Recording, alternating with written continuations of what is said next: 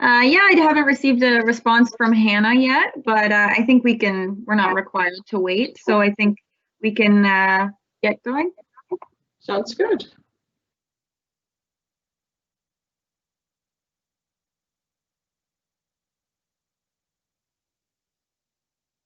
You are fine. Great. Good afternoon, everybody. Welcome to today's Board of Police Commissioner meeting. Would like to welcome everybody to the meeting today and our special guest today, Elle Jones, who will be presenting. Welcome to the board meeting. I'm sure Elle doesn't need any introduction. She's been here before, and I think everyone's well aware of who she is, so welcome aboard.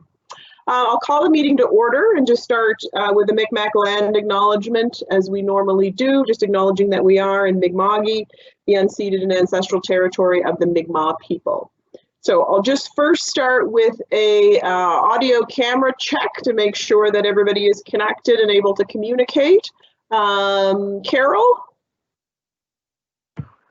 I'm here and I can hear all of you. Great, thank you. Carlos? I am also here. Great. Lisa? Good afternoon, everybody. Just saying hi from Beaverbank this afternoon. Tony Mancini? Good afternoon, everyone. Saying hi from beautiful Dartmouth. Great. Lindell? Hi, good morning, everyone. I am here from District 8. And Tony Thomas? Yeah, I'm here as well. Great. Tony, we can see your table. Yeah, I don't know what I did here. That's okay. As long as we can hear. That's good. It's a nice table, though, Tony. It's a very nice table, Tony. All right, thank you. Thank you. So first up, just some community announcements, and I do have two announcements just before I turn it over to the rest of the commissioners. First of all, we would like to acknowledge and congratulate Tony Thomas, who has received a very prestigious award. He has received the Art Solomon Award, and this is an award for Indigenous employees that recognizes their contributions, their proficiency in cultural practices that benefit work sites and communities. And it looks particularly at a few different categories, such as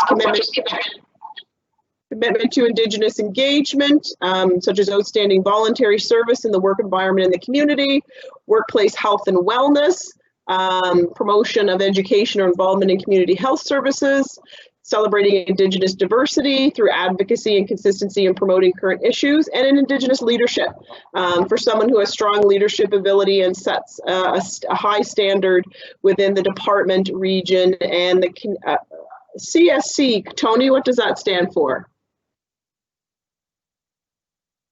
Oh, you're muted. Correctional Services Canada?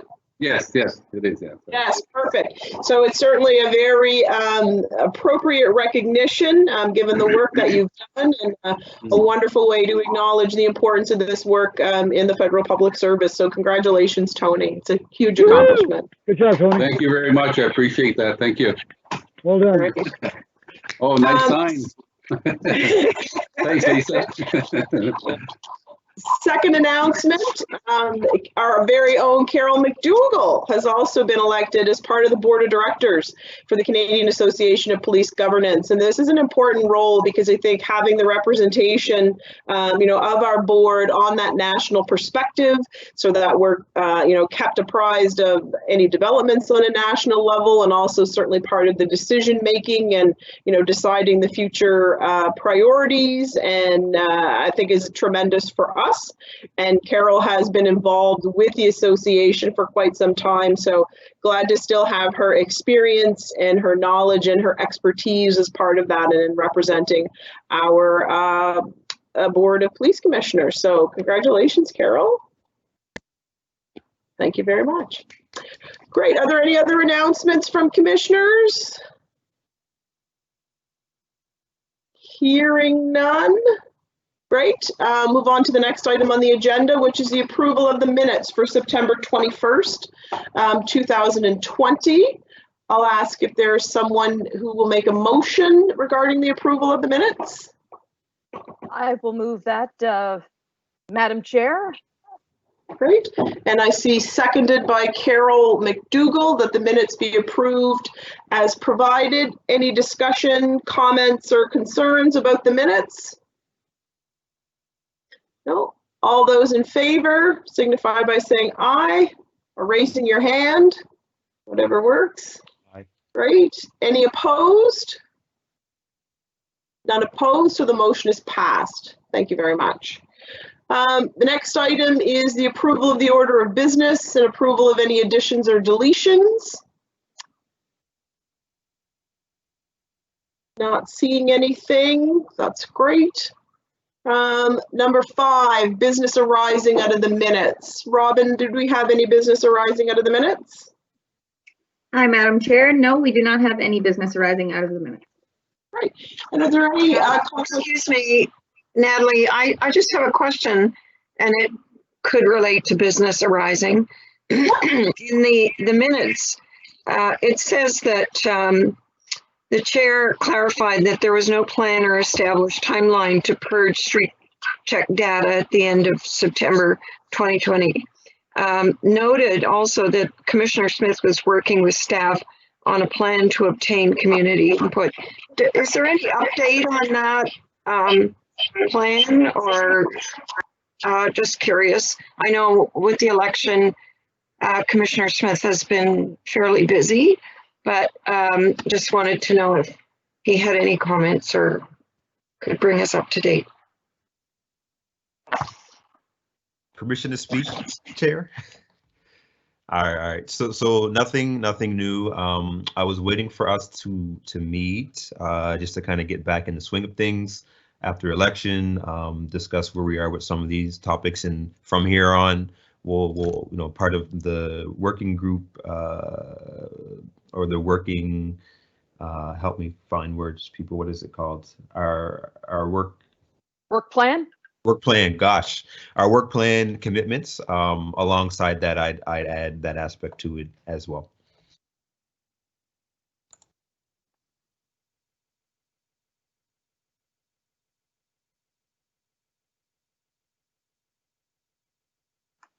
Hi, Natalie. Sorry, you are muted. I had to mute you because there was some audio feedback. Sorry, any declaration of conflicts of interest for today's meeting? I see Mr. Dubé has joined us. No conflicts of interest. Great. And Natalie, sorry to interrupt again. I do believe that we have to approve the order of business. oh, perfect. Thank you. So I will ask for a motion to approve the order of business. Thanks, Robin. I move the order of business be approved as presented. Great. Thanks, Lisa. Is there a seconder? I'll second. Oh, see Carol seconded. All those in favor signify by saying aye or waving your hand. Any opposed? No. Great. Motion carried. Thanks for that reminder. And consideration of deferred business. None, Robin? That is correct. Great. And any correspondence, petitions, or delegations for today's meeting? Madam Chair, no, we do not have any correspondence or petitions. We do have Elle Jones here to give a presentation. Great. So we'll move on then to presentations, which is 8.3. And Elle Jones, as you'll see, is with us today. So just from a procedural perspective, just to be clear for folks, in order for us to consider the proposal, there is a requirement for us to bring it back to the board and have a motion on it. So the purpose of today's session with Elle Jones is for her to go through the proposal. Everyone had received a copy of it back in October, and I certainly had received some feedback and some questions from some members at that point in time. So once we've gone through this is your time to ask any questions, require any clarification that you may have, and then we will have a motion on the proposal as well. So if there are no questions before we start, I will turn it over to Elle Jones. The floor is yours. Thank you. Good afternoon, everybody. Congratulations to the re-elected councillors. And thank you for having me for this presentation. If you've received this proposal, there's not really any new information in this, but I'll just go through it. So next slide, please. Oh, we lost the slides.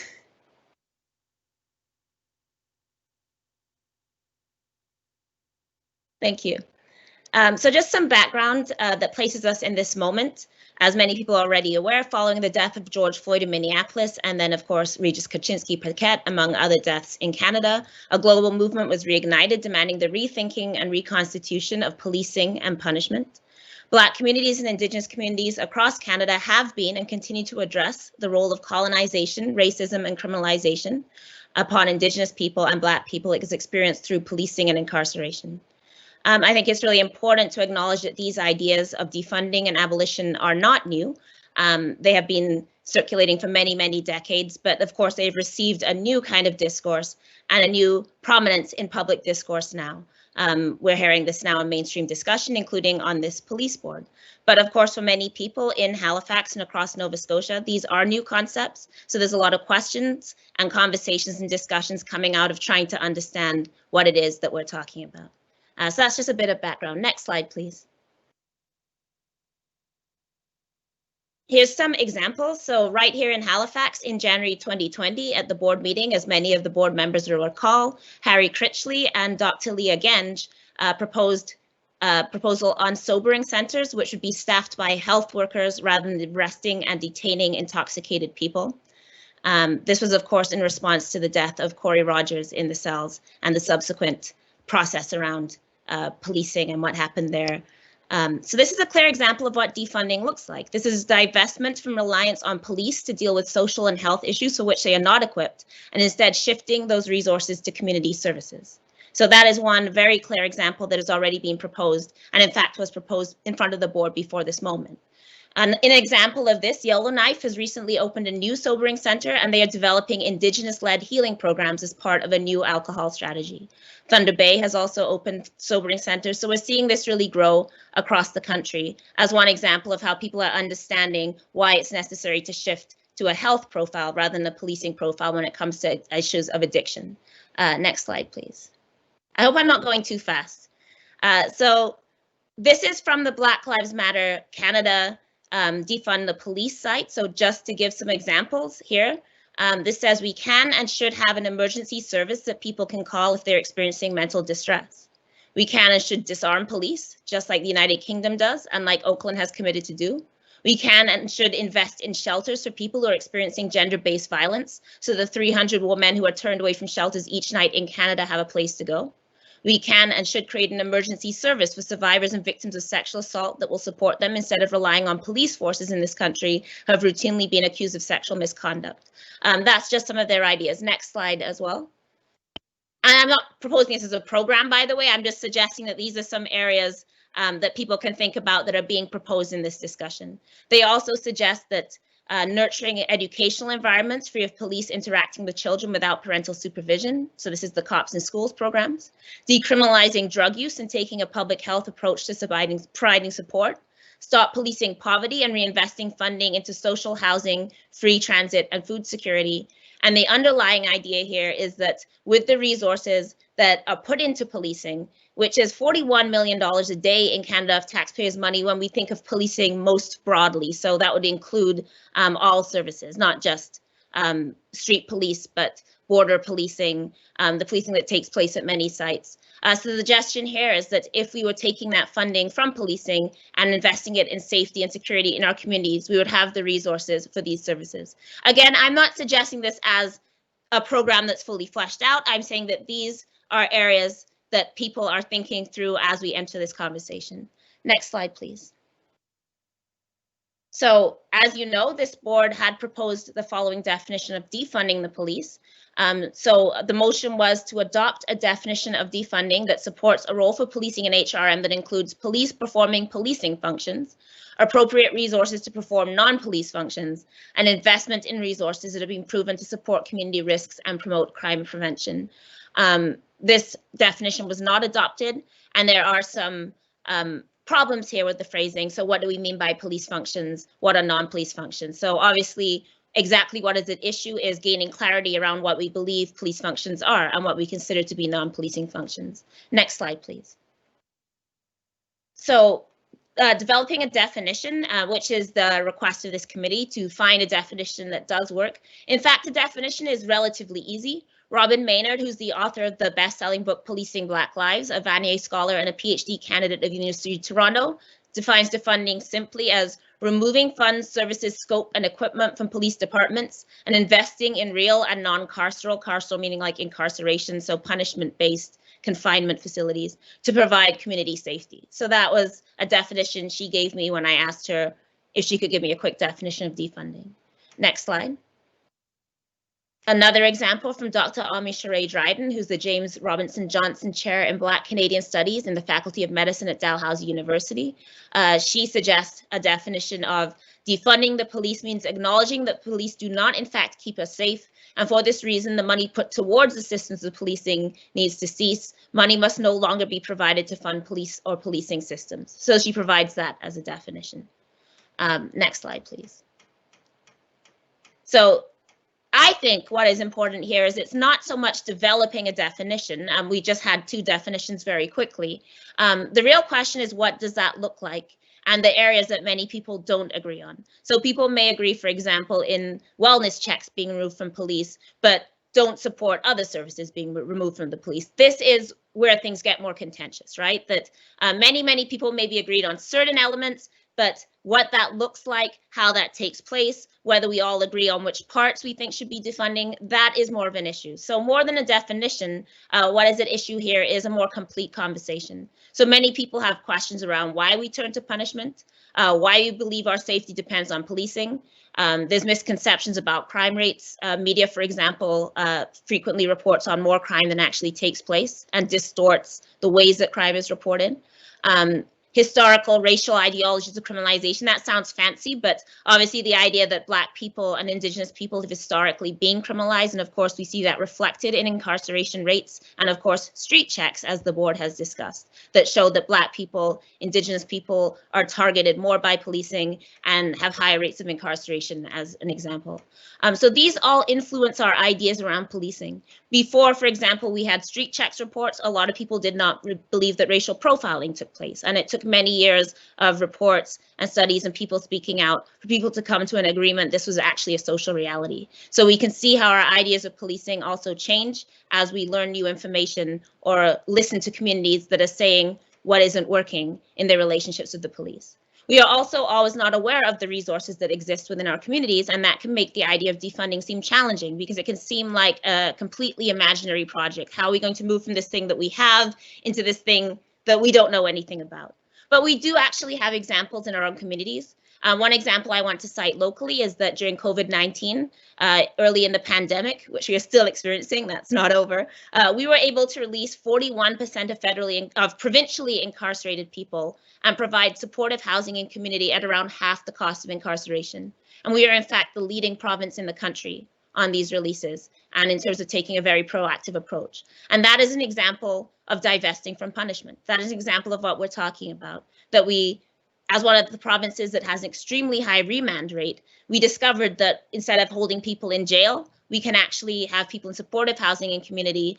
That is disinvesting from punishment. So we are already taking place in our communities. This work is already taking place, and there already exist these structures. So we can think of work on safe needle sites and exchange sites and safe injection sites, people that are housing people who are living with homelessness, people that are doing work to create sites for people with mental health issues, public health. This is all part of thinking about moving away from policing. Next slide, please.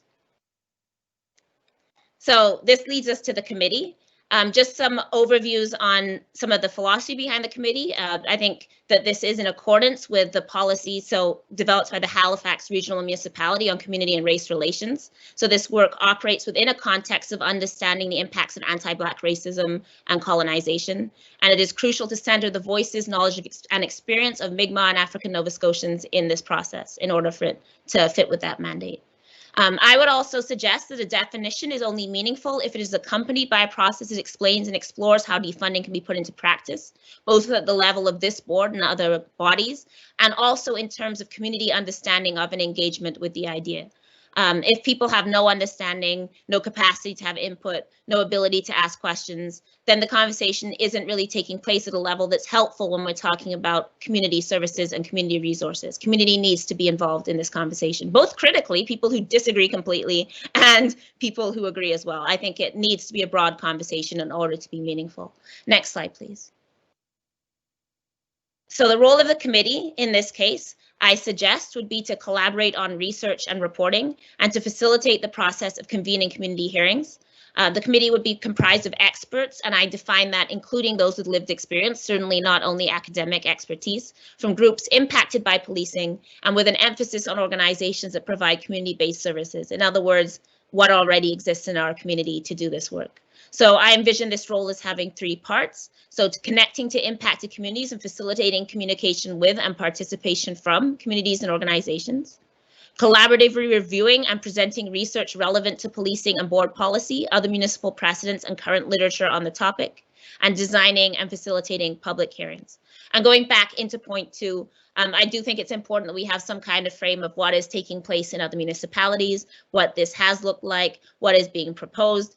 And again, I think we never want to talk about this as though we have to construct something from the ground up that's totally imaginary. There are many, many models taking place right now and have taken place in the past that we can draw upon, both to facilitate the speed of this work and also to understand what practices already exist. Next slide, please. So I've proposed committee composition. I will say on this slide that I don't like to name people if they haven't agreed. I would, if possible, like to add a Mi'kmaq person. Everybody I asked was very overwhelmed with time. So I did not name anybody as a lead on that committee without their permission, but I would like somebody with expertise to be on this piece of the committee. But I proposed Dr. Ami Sheree Dryden as the JRJ Chair in Black Canadian Studies. She's a national chair in Black Studies, in fact, the only national chair, and she can provide a lens of histories of anti-Blackness and the intersections of policing with race, queerness, and gender, so very valuable expertise. And I would also propose Dr. Leah Genge.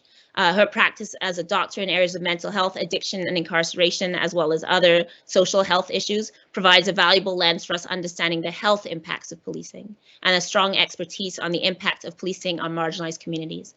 And as you can perhaps guess from this slide, I think a health lens is extremely important as we move forward in this work. Next slide, please. Those are the named people, and then I suggest from groups. So the Decade of People of African Descent Coalition, specifically the Justice Subcommittee, I suggest a representative chosen by DPAD. So every organization mentioned here or group would be doing their own selection so that that's not imposed upon people. And the Nova Scotia Police Policy Working Group, who I'm sure you're also familiar with, one representative from that group, which includes East Coast Prison Justice Society, Elizabeth Fry Society, and Women's Wellness Within. Next slide, please. And then also representatives chosen by members of the community.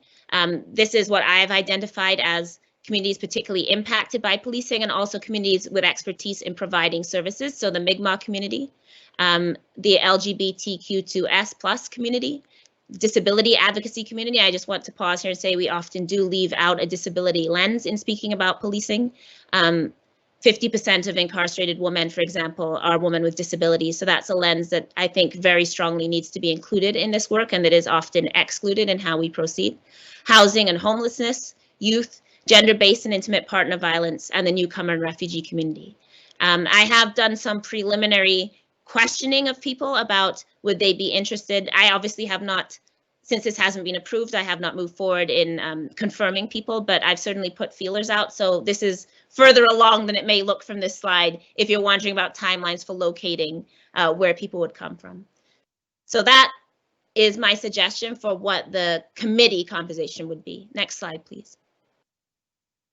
So there also is an opportunity for this work to be supported by students from St. Mary's who are doing a class in community organizing and can provide some research.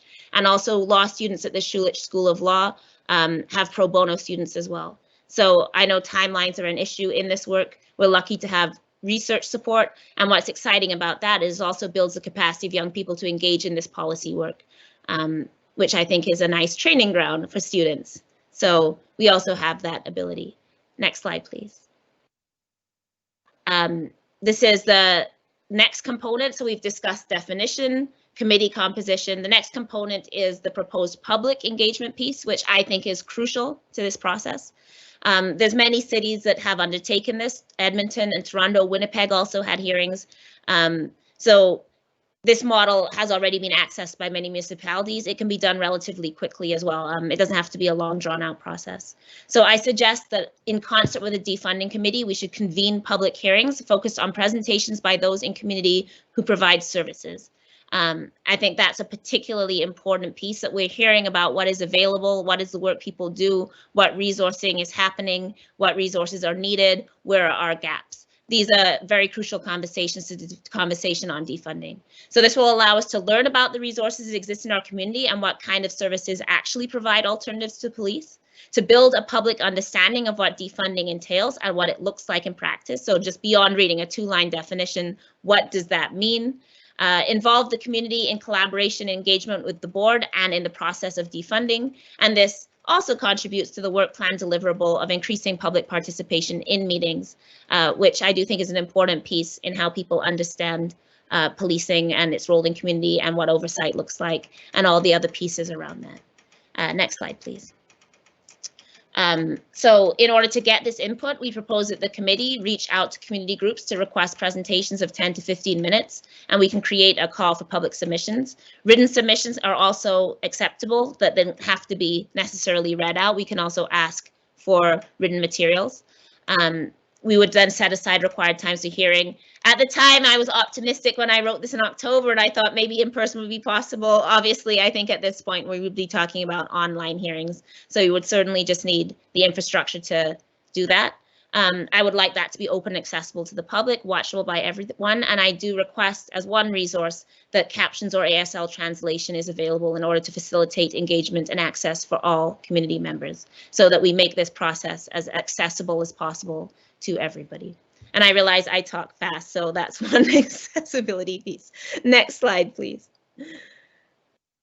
And then following the conclusion of the hearings, we would produce a report for the board, which would provide the definition of defunding that we're working with, provide an overview of the major research, history of discourse on defunding and the current debate around defunding and abolition, just to position us within this context, review practices in other municipalities and see what the best practices are, address relevant board or municipal policies or policies proposals that could facilitate this work, summarize and draw from the community hearings, and articulate what defunding would look like in policy and practice in the Halifax regional municipality. So to provide a guide both for present and future work as we might move towards a vision of what relying either less or not at all, or whatever vision people have in this community on policing.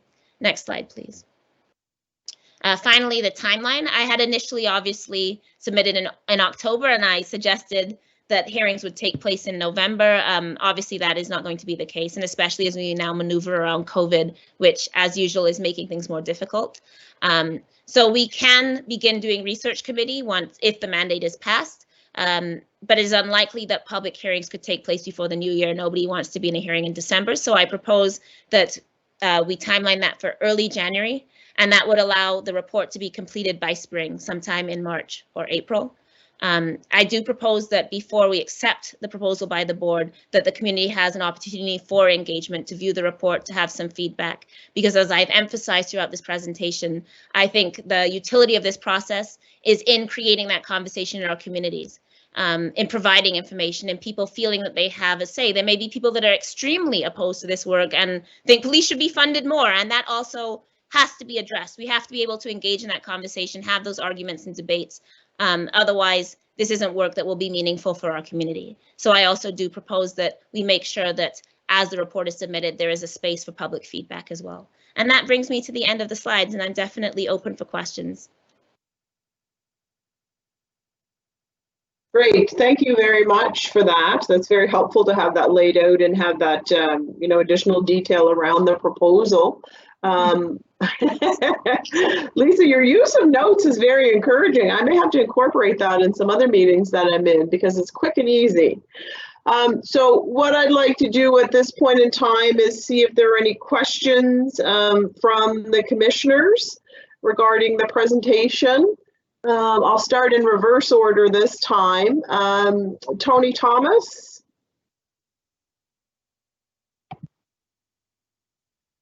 Am I good? You can hear me? Yes. Okay, thank you. No, thank you very much for the presentation. It was very, I look forward to the end result. I really have no questions at this time. Just maybe try to find out who we're going to look at from the Mi'kmaq community to be part of this commission there. So yeah, so anyways, thank you very much for the presentation. Yes, and I think it's extremely important that a Mi'kmaq lens be applied here. I just didn't want to nominate somebody without their permission. But that piece, I think, is extremely crucial in grounding this work in understanding the particular impacts of colonization, residential schools, the ongoing policing of Indigenous communities. So I'm certainly not taking that absence of that final name lightly. I really want the Mi'kmaq community to be in ownership of this process and be in leadership in this process as well. Okay, Lindell?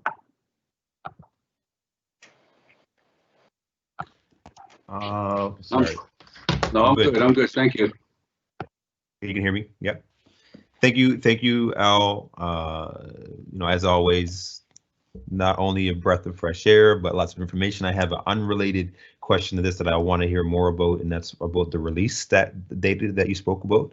I never knew that was happening, and that impact was happening as well. So I think that's important to talk about. And I don't know, in my world particularly, I haven't heard about that. And I think for us as commissioners, it's proof that it's happening in our own backyard, that when you put into practice what advocates are saying, it actually works. So I don't know if you want to speak about that later or at the end of this, but I just want to hear more about how that has worked and the impact that has had. So there's 3 points for me that I want to bring up here. One is I'm thankful that you came with the names to us, because that helps frame what we should be looking at. My question is, in terms of that, would you consider the 3 folks that you mentioned that you've already spoken to as part of the groups and communities that were mentioned, or would they be outside of that, or just these are just names you brought forward of folks you think would be beneficial? For example, there would be the list of community organizations and communities. The names are separate. Those are people I feel provide a really important knowledge frame, resource frame. Right. So they're listed out separately. So for example, Amish Dryden would not therefore mean that there's no Black person appointed. Right. That was going to be all right. Cool. That was that's where I was going. So that's okay. Good to hear that. So the other piece would be, and this is really for us as the commission to think about, is how would we then run a HRM, a standard HRM process for getting committee members? So would that be something that we should do? And again, a problem could be where we wouldn't reach to the folks who might be most beneficial, because we are doing it the way that we usually do things. And this committee be an exception in other ones, but this is in terms of diversity, we've done pretty good. But when you look at other committees, we might not have done as well as we'd like to, and that's why we're doing a lot more work in outreach. So just something to think about is how we want to do that outreach. If HRM is going to be part of that process, how will we make sure that the word gets out in a way that gets to the folks who be most involved? Obviously, the timeline, we have to talk about that, because we're different in we're in a different place than when you first submit it. The other aspect is the budget. I think we have to be a little bit realistic here. Just the 3 individuals that you mentioned, as you said, are very time constrained, and their time is very valuable. And even other community members who might not have PhDs and might not have doctorates beginning of the name, their time is just as valuable as those folks. So what do we do? Like, do we want to create, if not an honorarium, make sure there's lunch available, or a supper when there's meetings? As a budget, what should we be thinking about as a commissioner? It's HRM, and also with the Board of Police Commissioners, do we have a budget per se? And maybe I should know this, but do we have a budget that we work off of that could support this work, and that could be renting facility space for the community engagement. That could be hiring somebody to facilitate the meetings, etc. So I'm just wondering if we need to think about, in terms of budgeting, our role to make sure that this is as successful as possible. And the last piece, which is kind of something to think about as well, I've gotten emails from angry individuals who think that this committee is not representative of all of HRM, because it will be made to only include the left wing. These are like exact quotes. So how do we make sure that we also are showing folks that, you know, they're obviously, people have their biases and their feelings, but we need to, you know, how do we also show that there are people who are coming into this with the full intention to make sure we're doing something that supports all community? And when you say defunding, the goal is to look at that definition. And, you know, I think we need to be very clear that, sure, we could ask somebody who has a policing background to be part of it, but that is a term that they might not want to discuss. So how do we just be open about the fact of what we're accomplishing, and that there are going to be folks who are not going to be included? To take the last piece first, I would say that this is why public input is important, including written submissions. And any report would, I would think, certainly canvass the whole range of public opinion. If people submit, then that needs to be considered in the report, what the responses are. To be clear about the committee, I don't envision the committee as the only voice in the process. Committee is really a research committee that's facilitating a public process. So when people are making submissions and hearings, that is not envisioned to only be the work of the committee. It is envisioned to be community-led work. But obviously, if we want to produce a report, it means we need people in the moment who can do that writing and summarize that research. But I certainly do not envision the committee as the defining voice. It's the voice that facilitates a community-led process. So that is why I've emphasized throughout this the importance of public input. And certainly that would be, anybody would be able to submit a written submission, for example, and then it would be best practice to, in the report, say we also have a range of opposing views, and these are the points being made. So that is exactly why all along I've said that I think a public input piece, rather than just one person or a group of people coming up with a definition, has more utility. I'm glad that you emphasize also, again, the importance of not simply having academic or external appointees. Again, I think this needs to be owned by community. We've seen in the past where things go wrong, where people are excluded, or there's a process that does not allow people who want to have a voice. I can say for myself, over even the last couple of months, many people with different experiences have approached me who want to have their say. A lot of people talking about the police complaints process, for example, victims of sexual violence who want to talk about their experiences. So there's a lot of people out there who I think have something to say, and I really want to emphasize that this is not intended to be a top-down process where I decide what it means or this person decides what it means. It's meant to be a process of community engagement. And I think it's very, very important that everybody in community, it doesn't matter. I'm not talking about people with PhDs or people with a certain expertise. This is meant to be for the community. And I think that's really important. I do also want to emphasize the importance of the African Nova Scotian community in having a strong voice in this committee as well. Obviously, we know with street checks that the African Nova Scotian community has been disproportionately impacted as well. So that voice is very, very important. And again, that it's coming from communities that have a say on what that looks like, what submissions look like as well. I think we would go wrong if we were imposing something on people that then nobody feels a particular ownership of, and then it just ends up in a drawer because people are like, oh, that's that academic report that has nothing to do with me.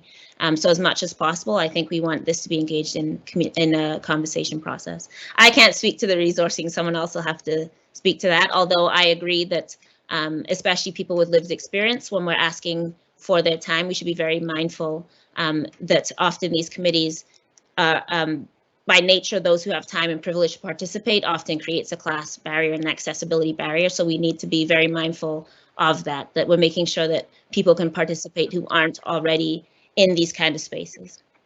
Yeah, and I would just comment on the budget piece. There are discussions that are continuing behind the scenes. Robin and I in the CAO's office are having those discussions about sort of what the possibilities are, what framework we can do that under. So I don't have an answer on that as yet, but rest assured there is some work that is being done on that to determine what is possible and what would be appropriate. Was there anything else, Lindell? That's great. Thank you. Great. Tony Mancini. Thank you, Madam Chair. Ms. Jones, thank you as always. Appreciate it. A few questions. And you answered some of them in your clarification. I think originally you stated that by the end of November, the public hearings would all be done. Obviously, that has to change. Did you say, though, that you would think by January you would start, or the public part would be done by then? No, we would be starting in January. I don't think December Right, okay. anybody wants to be involved in this kind of work. So length of time, end of January for the public piece to be done? End Yes. of January? Okay, Hope. end of January. Yeah, okay. The question about budget I had also, you know, and I don't know if this is for you, Madam Chair, but you know, there's a financial part, budget, the resources, HRM resources or Board of Police Commission resources. And if we're looking for approval today to move forward, it's a bit difficult to approve without knowing those pieces, is it not? So I don't know if we can speak to that a little later on. I'll go through a couple more questions and come back to that.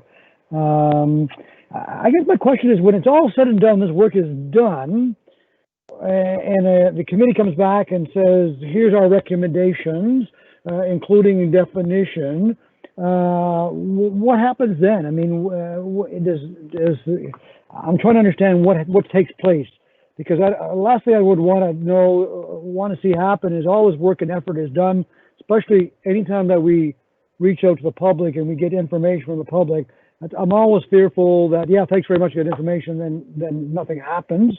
Whether it's confirmation we stay where we are or we move forward and we reimagine the whole way policing is done. I'm trying to understand what happens at the end.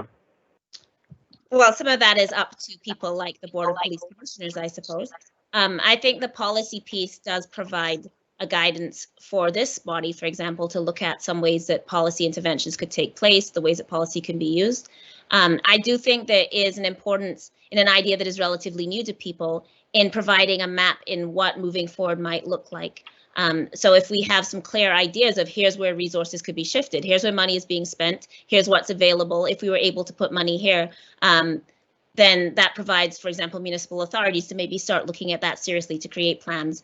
I think we all understand that this is a long-term process. Nobody believes that when you're changing something that's a major social structure that you do a report and it changes tomorrow. I mean, we've already seen this with street checks, how long and drawn out this process has been, and that's just addressing one small aspect of policing, right? So I think any realist knows that you're in some ways shifting a social conversation. Many of us haven't thought about this issue, and people just simply haven't had the time to think, oh, what do police do? Where do they come? Like, until wellness checks came up this summer, I'm sure most people hadn't thought about, should police be on mental health calls? What would it look like? Are there other models out there? So it's a very new conversation. So I think there is a utility in placing that on the table and providing a kind of map for what that would look like.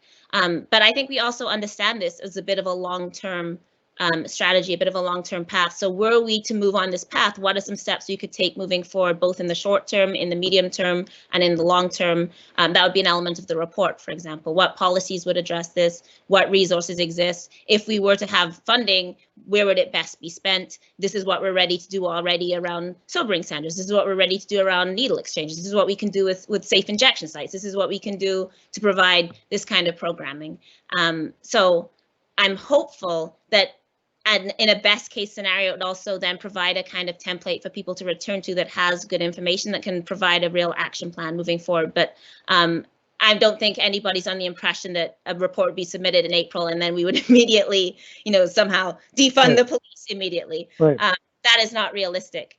But what it can do is suggest some areas we could start, some things we can review and think about, some places that the police board might want to look at, some places city council might want to look at, and particularly how I think community organizations can be better funded by the city and province. I look at, for example, the recent housing grants that the rapid federal housing grants have been inaccessible to a lot of groups just because of the requirements and protocols around that and the timeline. So we often know that there's these gaps where people have the resources and the plans ready, but we're not able to get the resources that actually do things to prevent crime, to rehabilitate people, to reintegrate people. So I think it's very important to actually have that stated as community resources as well.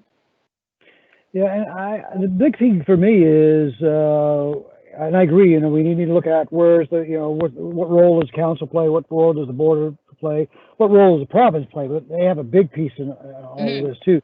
But the big question for me is RCMP.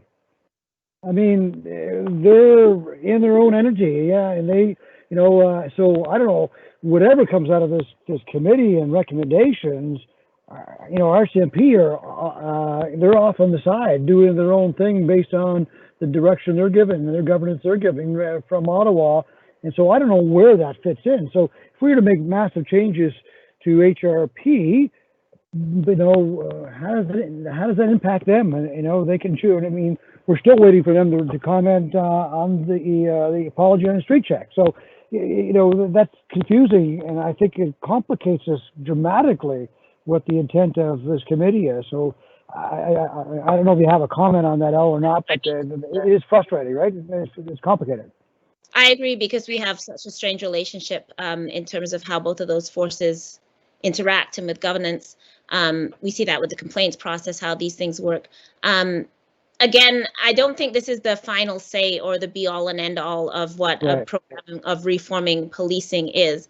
I think that would be unrealistic, particularly this isn't a 10-year, you know, research project. I think what it is a starting place. You know, as an activist, I'd like to say, yes, you know, then we get this and then we just do it. But as someone who's lived in society for a long time, I recognize that change is actually incremental and slow. So realistically, our police force is going to receive a report and immediately throw up their hands and give away $50 million of their budget. Of course not, you know. But what it does do is perhaps give us some areas to work on. And then perhaps some questions that can be asked of the RCMP, some guidances, how they're interacted with. When we go through budgeting processes, the information that's on there, many people have not even combed through the budget and understand what the budget is being spent for. That is new information to a lot of people when you actually go line item by line item and look what's actually happening with the money. I think that's news to a lot of people. So again, I think it provides a path forward. I don't think it's the definitive document. I don't think I would ever consider it to be even the overarching policy document. I think what it does is provide a kind of groundwork of what exists in our community, what this could look like if we wanted to focus on it, what we would do. And I suppose realistically, some areas we could immediately address. I think we can very easily address things like sobering centers. I know there already is work being done. I think we can very easily address mental health checks and what constituting something different could look like. I think we can certainly address Indigenous-led programs that remove a lot of policing of people with addictions and policing of homeless people and look to traditional ways of dealing with that. I think those are things we can do in the immediate. We can certainly address issues like housing and what our community resourcing looks like for mental health care. These are things I think we can very productively do. And then in the longer term, while, you know, I would love to say that, you know, I imagine all my visions of a just society coming true, you know, the realistic thing is that people might possibly return to this later. It's good to, I always think archiving things is important too, that we know that this is in 2021, this is what we produce, this is where we thought things could go. Another municipality may also draw on it. This is only for Halifax. It might be possible, I would be hoping that other communities are also looking at reviewing their own and perhaps having their own committees, and then it provides some sort of framework for, say, Truro or for any other community to look at as well. So I see this as very incremental. I think the utility of it is just starting to engage a conversation that's happened a lot in the media and has happened a lot on Zoom calls, but hasn't really happened in our community. Elle, I think that was very good for you to explain that to people, because there's lots of confusion and even frustration for folks. What's the end work going to happen with this committee. So I think that was very good. So I go back to my last question. Like L. Jones decides and the police are gone because L. Jones said that. I mean, there's no overarching sort of authority here. It's more, I envision it as a kind of document that helps us envision some different ways we could do things. Yeah, and in a way was I suggesting that, Al. No. But I mean, community as well, that people are like, wait, so you're getting rid of the police? I'm like, I don't think that's how these things work. But start that conversation more broadly. No, that's good. My last question, going back to you, Madam Chair, goes back to my initial question, which was, if today you're looking for approval of the next steps in this committee, I find it difficult to make that final approval if we're not sure on any budget or resources. So I don't know if you or someone else can speak to that. Yeah, I think that the challenge that we've had with that is we certainly didn't know where the approval from the board perspective was going to go with the proposal. I had tried to get some initial feedback from folks back when Al had first sent the proposal, but wasn't really that successful. So I think there has been work that's going on. We certainly do have we have budget for meeting costs related to the board that certainly we can access, but there is still some additional discussion that needs to be had around the question of honorariums and funding members of the community, because, it's not it sounds like a simple thing, but the reality is there's implications certainly from a policy perspective, HRM and whatnot, that do have to be considered. So I think, I'm not expecting, and Al, you can correct me, I'm not expecting tens of thousands of dollars to come as a result of this, but we'll certainly, work within the framework that we have to determine, what is appropriate and what we can do. And, pulling on some of the experience from the other jurisdictions, I think is very, very important from that perspective as well. I'm wondering, Madam Chair, if you don't mind, I see Mr. Dubé. I wonder if Jacques, you could chime in on that with regard to resources.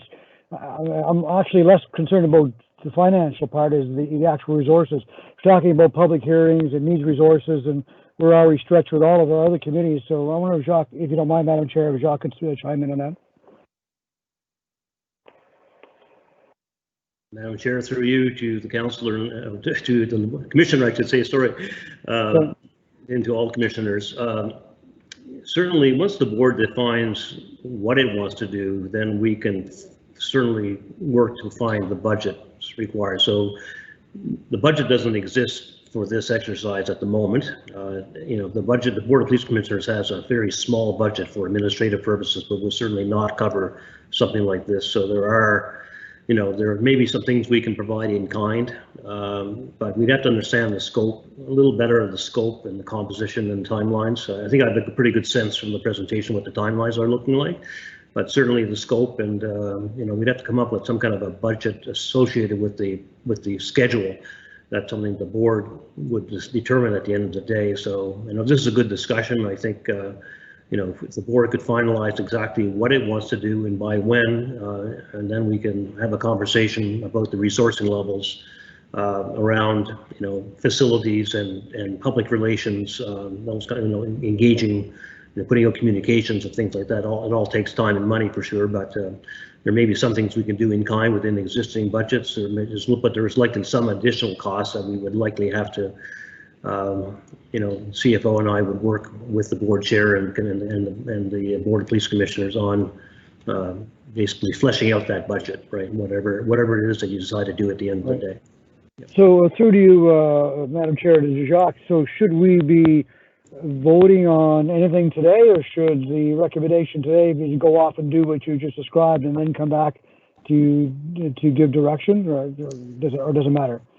Well, I think there's a number of issues here that the board has to determine. I'm not sure if you're ready to do that today, but that's really up to the board. So to me, I've heard conversations about composition of the board. I've heard conversations about a budget, timelines, things like that. So, I think Ms. Jones has been asked to come back to the board with a proposal. You now have that proposal, and I think it's probably incumbent on the board, and this is my own opinion, it's incumbent on the board to take that now and look at that and decide whether that's in fact what you want to do, or you want to have some kind of modified process or modification to this thing, including composition, timelines, all that stuff in budget, right? So I don't think we can come up with that on the fly here today, is my humble opinion.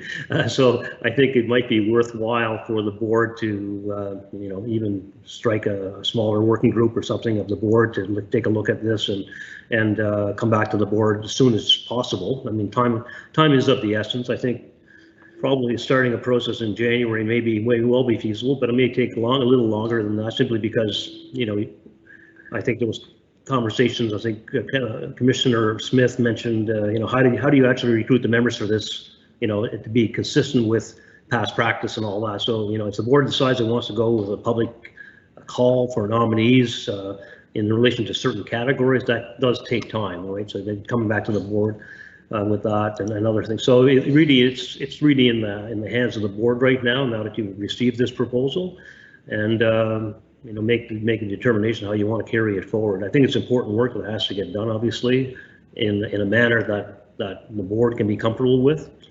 And you know, as pointed out earlier, you know, at the end of the day, any changes to the way policing is carried out in HRM will have far-reaching impacts from societal, from budgets, from council's perspective, from the board's perspective. So all that needs to be understood as well, right? So ultimately, whatever comes back will end up eventually in council's hands. So you may even want to consider that element in terms of what kind of a process and how does that involve council too, right? So anyway, I'll leave that to you, but I think there needs to be some thought about this proposal, and then come back to the board with, you know, perhaps a way forward that the board can then finally consider, that includes all of those elements: composition, timelines, budgets, you know, that kind of thing. I don't know if that helps. Thank you, Jacques. That's helpful. I'll come back. Madam Chair, thank you, Ms. Jones. Thank you as always. Appreciate it. Thank you. I was just going to say that since this will likely be online, I do have obviously accessibility concerns around the assumption that everyone has, you know, apps and online access, but the advantage is at least you don't have to pay people's travel and you know, those kind of things. But I do, as in an online space, I do always want to emphasize that we're mindful of accessibility issues, both in terms of people having access to the technology and also that people with different accessibility needs are able to take part. So that is a resource, but at least, you know, if you're online, on the other hand, you don't have to think about renting space or transportation, that kind of thing. Yeah, that's part of it, Madam Chair. That's been a challenge. It's one of our challenges, and I'm glad Ms. Jones mentioned it. You know, right now we're using Microsoft Teams for these kinds of engagements, and we're using phones, right? So the other elements that we could use, obviously, are things like, as Ms. Jones mentioned, you know, written submissions and things like that. But all of that has to get communicated to the audience and the various audiences who have whatever level of technology available to them. Some of them are simply reading the paper, and so we have to consider that. And we're also a vast territory. So we're such a large. We have 200 communities, and we'd have to drive a communications plan, an engagement plan across all those communities. So this is very significant undertaking to allow all the voices to be heard right across HRM going forward. Right? Okay, thanks, Tony, and thank you, Jacques. Lisa. Thank you very much, Madam Chair, and thank you so much, Elle. I could feel the tension in my neck and my shoulders just lifting away as you were speaking about this being a roadmap, because this is exactly what I had in mind. This is, you know, it's going to be a document that doesn't have all the answers, but at least sets a path so we can find them. And so I just had a couple of quick questions. Really glad to hear that jurisdictional scans are going to be a large part of this this research and this work. Just wondering, do you see those scans? Are you going to concentrate on Canada, North America, you know, world examples? So that was question one. Lindell also made a really great point when he discussed the provincial incarceration release numbers. That's the type of data information that normally we wouldn't have access to because we're not provincial, and kind of begs the question, the composition of the committee. Do you feel confident that you have enough provincial connections with that composition, just because healthcare is going to make up such a large part of the focus, and the province really has to be front and center at the conversation, and just just wondering if you feel there's enough provincial connections there on the committee.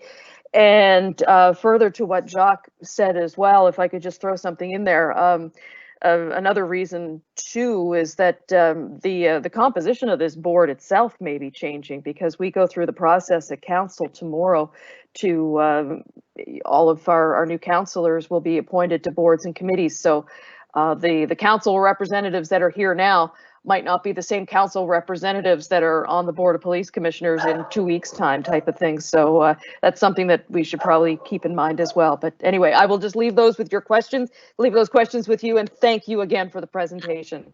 In terms of timeline, I submitted a short timeline on the understanding that that was a hope of the board. If it takes longer, I mean, I don't really know that I'd like to be involved in processes. This comes mired in endless bureaucracy, right? I think we can do these things at a community level. I think we can do them in an efficient manner. I don't think we need to be here 5 years from now, discussing this process and that process. But it's not like anything's happening in March or April that if it's June instead, that would be tragic. It's better that the work get done properly in the timeline. I just submitted a very tight timeline on the understanding that that was perhaps a requirement and that it can be done in that timeline if that's pushed a bit. But I would say that I really would not like it just to become endless kind of closed door discussions and closed door meetings, and we can't get this done. And then, it's 3 years from now and we haven't done anything. That's not really a process I myself would like to be part of or would be proud to be part of. I think we can do these things. So I will say that, but I'm not wedded to this is a hypothetical timeline. If things take a bit longer, then they take a bit longer. But I definitely don't want to see this stretching into years and years and years. Sorry, the other question, and I forgot that in answering that question. Oh, no, that's okay. The jurisdictional scan, just wondering, yeah, you're going to be looking at North America, Europe. Where do you see that research coming from? Canada is always most helpful because obviously working under the same structures. So emphasizing what's happening in Canada, but I think that there's useful international examples. There's certainly a lot going on in the United States. But sometimes limited in terms of how their policy works, how their structures are. They're a bit different than ours. But so I think largely Canada, first of all, then North America. But I do think there are helpful examples in other countries. Many countries are further ahead of us, for example, in understanding decarceration and understanding community-based services. People frequently point to Norway, for example, when they look at an incarceration system that is much more rehabilitative than ours. So I think there's certainly international examples that are useful. But often in terms of understanding what we can do, looking at Canada is often the most helpful. And I include here not only municipalities, I think also looking at, for example, Indigenous communities that have developed models of policing. There's models like the Bear Clan that are taking place. So not necessarily governmental structures either. Community-based structures that exist across this country. And I particularly here look to many of the Indigenous-led processes that have been started at community levels in places like Thunder Bay and Winnipeg and Yellowknife that are developing, I think, really, really important structures just to understand how we can think differently.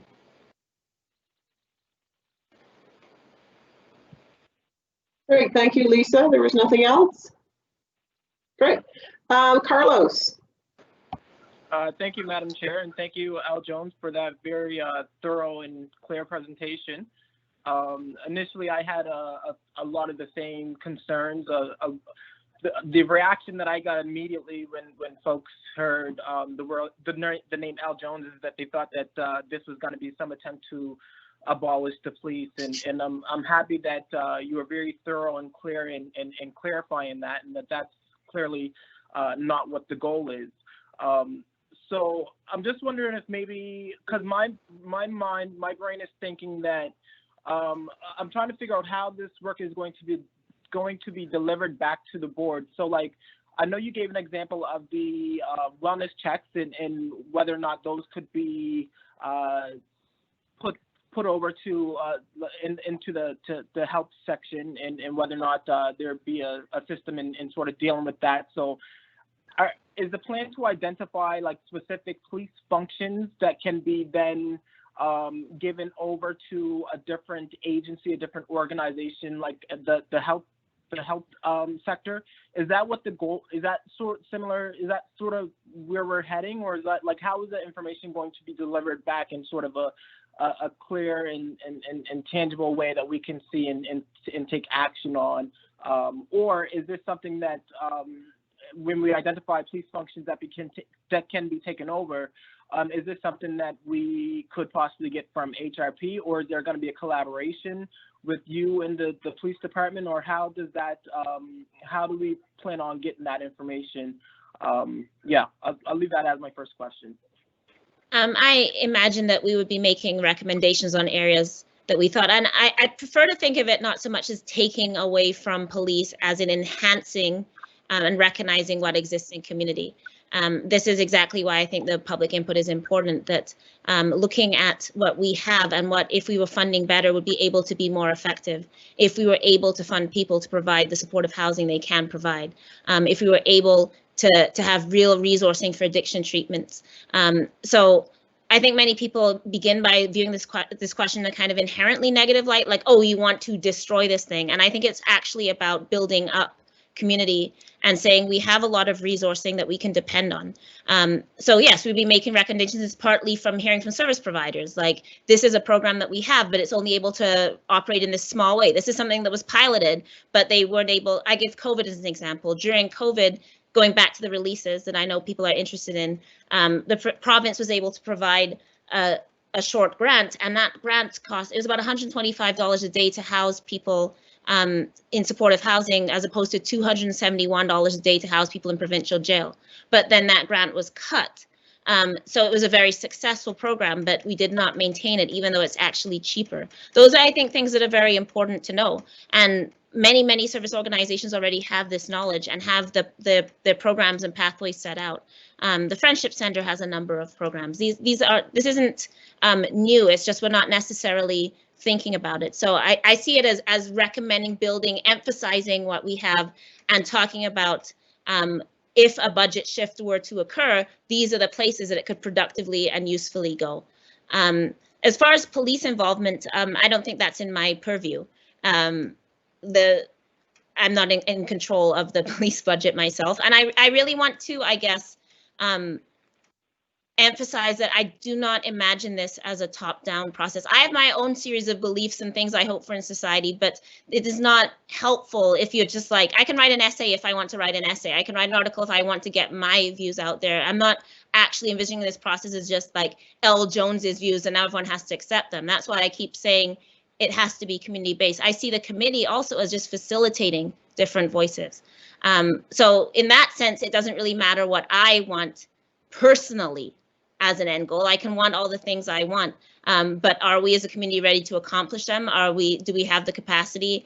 Do we want to do them? Are we there? Do we understand them? I think that's more important. So I really want to, in that sense, exit myself from the frame. I think a lot of people are kind of imagining that, okay, so then L. Jones just tells us what to do and then like what we have to do it. And that's obviously like not the case. I have no actual power in this scenario. Like I don't control the budgeting. I don't have the ability to dictate to the police to do anything. I can't force anyone to do anything. So all I'm saying here is that we can, I think, productively start documenting and engaging and creating space for these conversations, and people may pick them up or they may absolutely not. I'm not really in charge of that, but I think we can be clear in that work, be clear what our recommendations are, and provide it. If people don't choose to follow it, then maybe that's not for 2021, and hopefully then someone in 2025 comes back and says, hey, there was this report, let's build there, or in 2030. So again, I think we have to think long-term here, but I really want to de-emphasize the notion of L. Jones in this. I am not a community, I am not a society. I am not Halifax, right? And nothing works as a community if many of us are not involved and thinking together and solving solutions. And I believe in that work, which is like work where we're going to have disagreements. It's work where we're going to have debate. People incredibly disagree with what I'm saying, and that's fine. They have the right to, and they should be able to, because we don't build a society through some kind of authoritarian, stifling or telling people of what they need to think. I'm strong on what I think, but this is also about what other people think as well. Hopefully that. Yeah. Thank you so much. I just want to say you're doing very solid work. This is really great, and thank you so much for your eagerness and willingness to really step and rise to the moment and take this work on. So I thank you so much for doing that. Thank you. The last question I just wanted to briefly ask. I actually wanted to just quote something that you wrote in your submissions to the board regarding the public hearing and the process. And you mentioned that, to put it bluntly, the outcome of any process, report, or definition becomes moot if the community feels no inclusion in its development or conclusion. Furthermore, a definition of defunding, no matter how scholarly, is inaccessible to community members without a robust public process of engagement that allows community members to speak and for the broader community to listen, to critique, consider, and absorb the conversation. And I think you mentioned very clearly the process and how you plan to honor this work. And so there might be, I think I would assume that there might be some folks who would want to get engaged in this work, and I'm just wondering whether or not they're obviously you would be people would be able to submit submissions in confidence if they'd like to, without remaining anonymous if they want. Is that the case, or? Yeah. So sort of the official public submissions. I imagine that might be emphasized, for example, how organizations engage. People have already been in touch. So in some ways, people have been unofficially engaging in this process. People who have read the news and are saying, my complaint didn't go well, or I want to talk to you about this, or yeah, I disagree on this, or can I? So there actually has been already a level of public engagement in my email inbox from those who've located my email already. I agree with you that there's definitely should be a forum for people to be able to submit without having to necessarily name their private experiences, whether that's just setting up an email and having somebody that's able to go through that. I think obviously if we are taking written submissions, we also have to be mindful of the kind of abusive submissions that get also put into place, and hopefully those, and I don't mean here things that disagree in a way, like people can disagree. I mean, the stuff that, you inevitably get that's just abusive. I think obviously that those have to be filtered out. But I think when we think engagement here, again, I do think we need to emphasize accessibility. So yeah, is there an email box that people can send things to? Is there a way for people just to contact? I don't think that's a difficult process. I don't think it's a big obstacle, but I think you're right in emphasizing that people may have things to share that they don't necessarily want to publicly name or publicly put a face to. Yeah. Thank you once again. Thank you so much. Good. Carol? Thank you. Thank you, L. Jones, for this incredibly comprehensive framework that you've developed. And I am so supportive of the work that I hope we're going to be doing. I look at this as asking what's possible, as opposed to let's think about the barriers that might make it difficult to do. Let's talk about the possibility. One of those items might be the budget.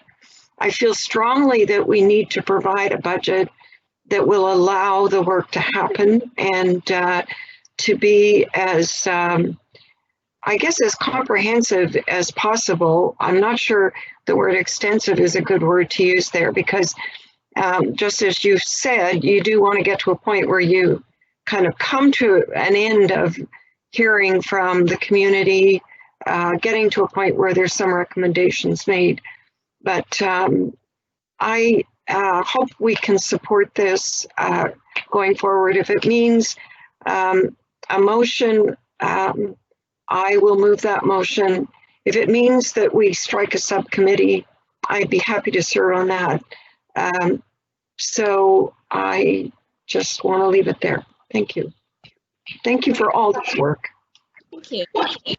Great. So just a couple of comments just before we move on to address some of the things that were raised. And I think, number one, the reason why, I put forth the motion to have Elle involved with that was not for her to tell us what to do, was because of her standing in the community. We all identified early on that defunding is a community concept. What's happening is a community social justice movement.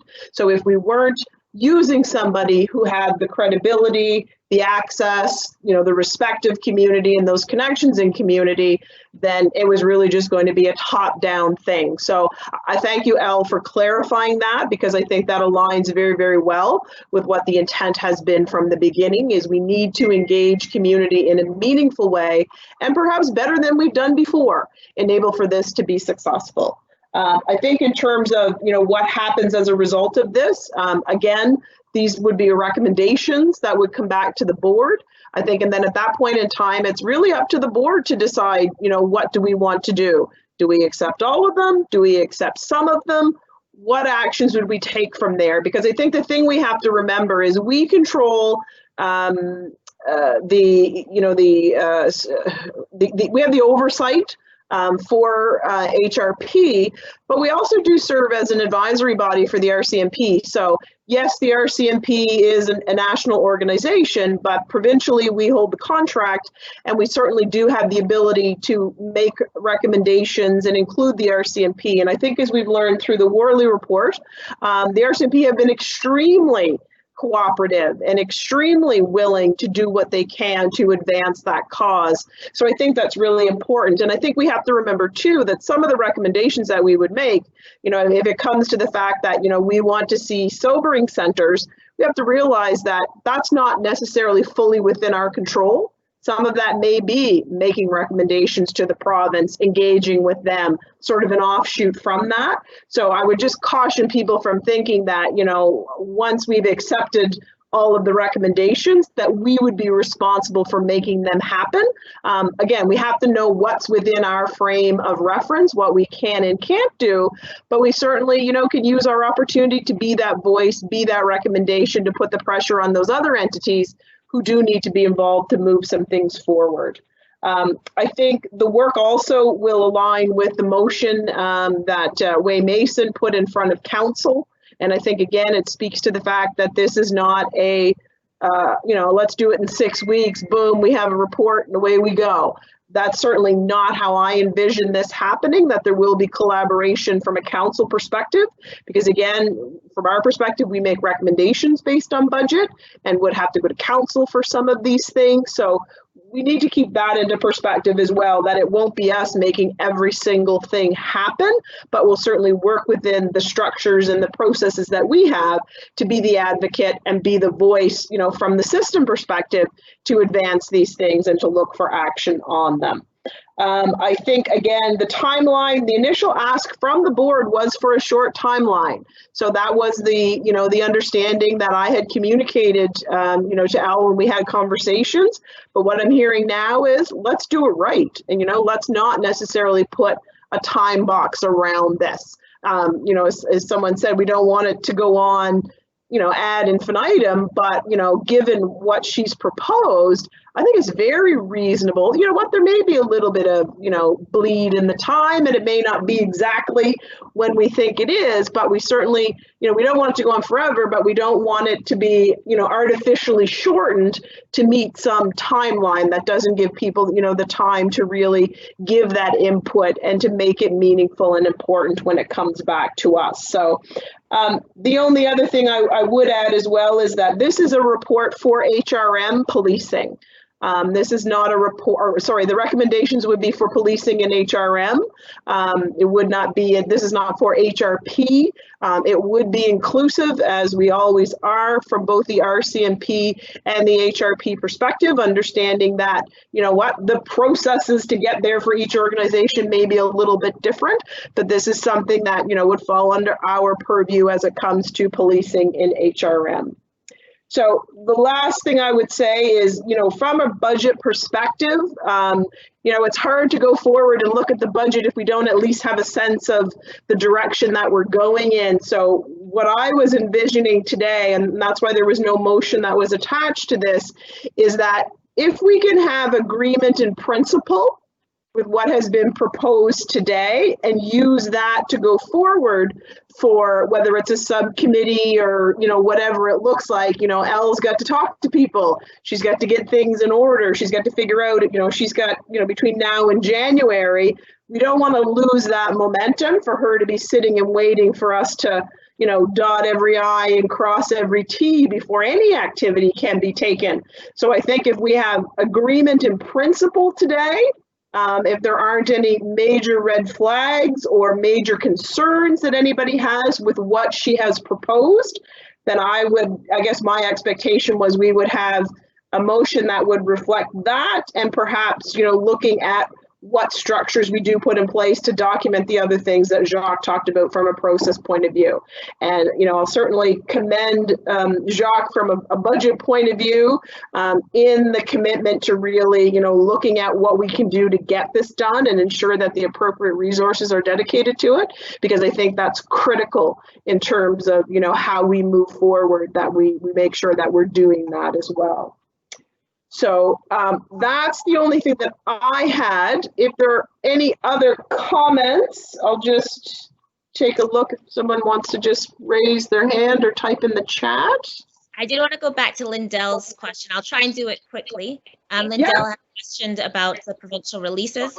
So that was actually quite an amazing time. It required the collaboration of the Crowns and defense lawyers, and also Justice Pamela Williams was very, very active in that, and also the service organizations that exist. So particularly Elizabeth Fry, Coverdale, and really there was an understanding that this was a public health crisis, that jails are epicenters of disease and put not only the people in prison, of course, but community members, the staff that work there at risk, and that there was a need to move forward. So people came together very quickly. I really want to cite Sheila Wildman in the law school, who really wrote people individually with cover letters of this is each action you can take. So this is a good model for this kind of process, that when you give people clear action and clear recommendations around what could be done.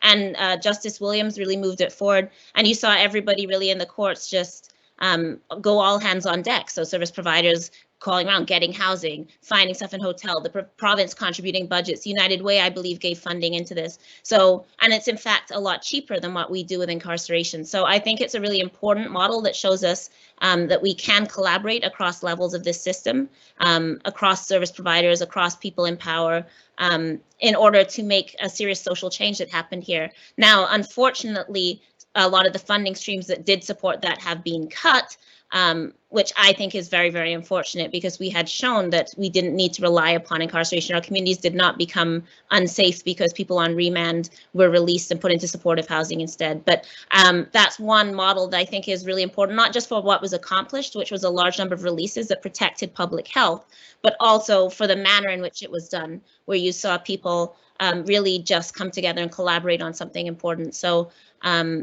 yeah, much credit goes to the service providers who really worked day and night there to make housing available, to use their resources to go outside of their mandates, and to really work 24/7 to make sure that this was being done in a safe way. Because you, of course, can't simply release people into community in a pandemic. You have to make sure that medication is maintained, and you know there was a lot of pieces. So I very much point to that as a place where we as a province were a leader in this, and where we've shown that we have the models, and when we have the mindset to make a change and to do something important that transforms society, we actually have the ability and can do it quite quickly. So hopefully that answers your question, Lindell. Okay, Tony Mancini, I see your hand up.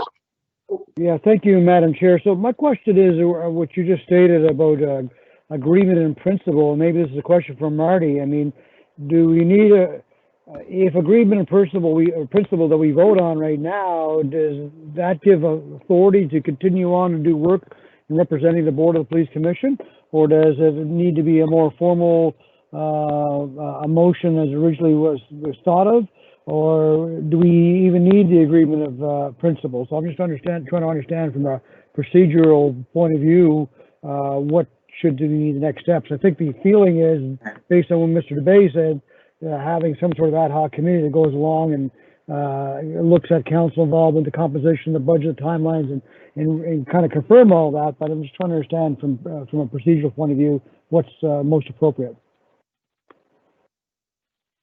Can people hear me? Yes. Okay, because my internet has been spotty, so I've missed some of it. But I think that that what you need here, following from what Jacques has said, is I think you need a motion to adopt the proposal in principle, subject to and a referral to, I think, a working group. And I think you could do that one of two ways. You could set up a committee, or you could just have a working group of members, I guess, right, who could return to the board with a more specific structure as to how the proposal should be initiated. And then when they return, the board can then make that second, and part of what they do would be to also, liaise with the CAO's office and that, and Jane's office concerning funding and those other issues, right? But I think that would be encompassed in a motion that said, refer to the board with more specific structure around the proposal. Yeah, that answers my question, Marty. Thank you. Okay. And we're moving one step at a time, incrementally here, right? Yeah.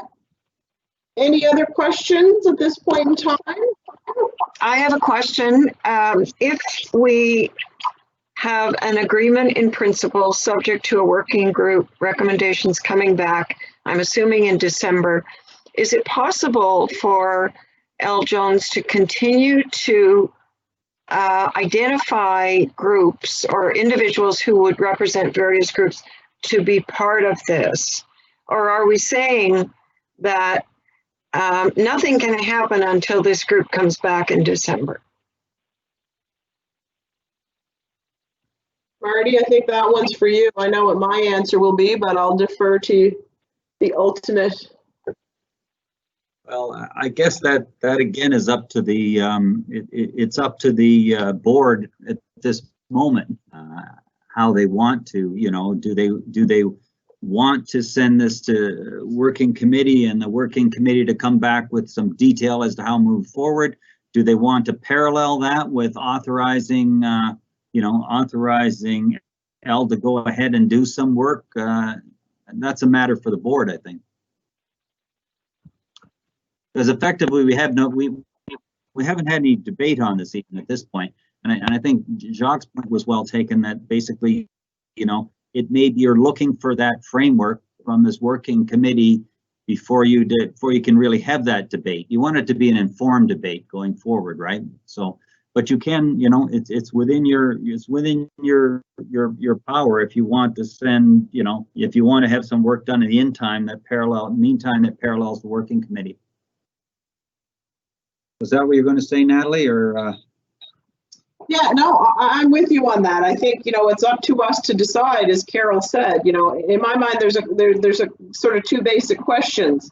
Are we okay with the proposal as it's written? Is there anything major that stands out for us that we wouldn't agree with? And B, do we allow that to continue, in terms of the next steps and setting up the committee and for Elle to do some of that work? Or do we wait till everything's finalized? So, I think that's what we need to decide from our perspective right now. So, I think a motion is something like adopting the proposal in principle, referring it to a working committee of board members to be established, by the chair to return to the board with more specific considerations on the structure, such as the budget, et cetera, et cetera. I don't think that's unreasonable at this point in time.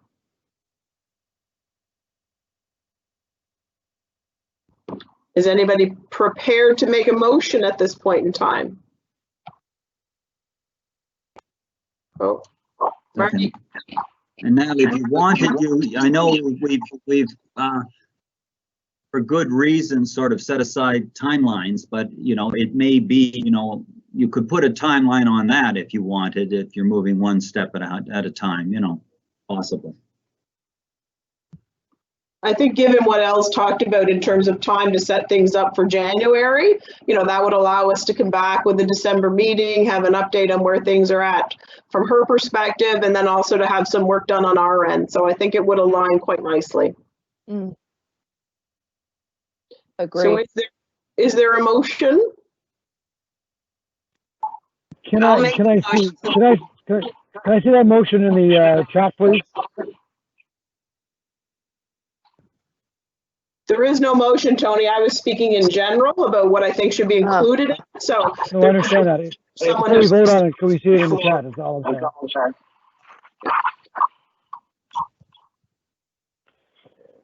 Whatever motion's going on the floor, I'm just asking, Madam Chair, that's put in the chat, please.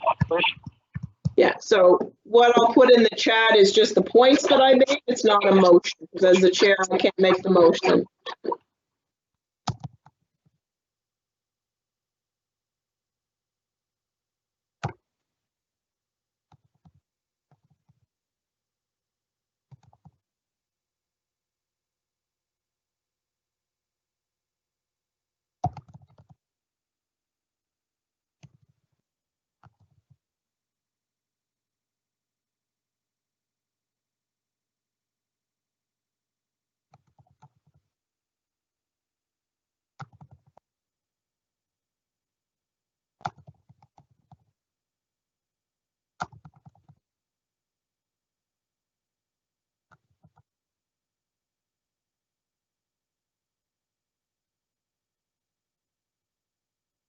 Okay, so I've just typed some of the key points in the chat there for folks to see.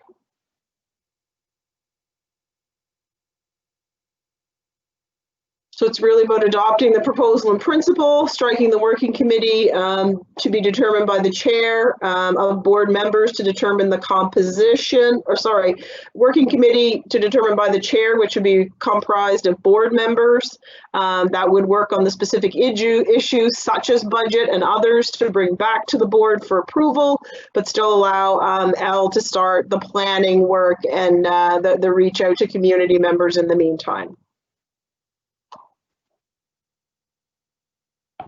All right, I'll take a crack at it.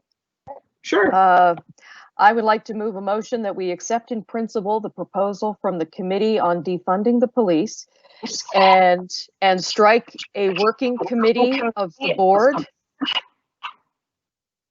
to determine the composition and the funding stream for the project. The committee will then work on specific issues such as budget and bring it back to the whole of police, the whole of the Board of Police Commissioners in January, did you say? I would say December. In December? Okay, bring it back in December.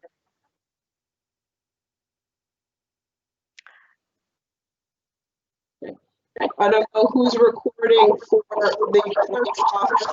I don't know if you're able to capture that and can put it in the chat. Hi, Madam Chair. I'm working on that right now. We'll just I give will Rob. make sure that we include the part about allowing Elle Jones to start the planning work, and also that the board, the working committee, be determined by the chair. So Robin, I know Yep. Robin's team is working on that, so let's just give them a minute or so. Our clerk's office cobblers are pulling it together.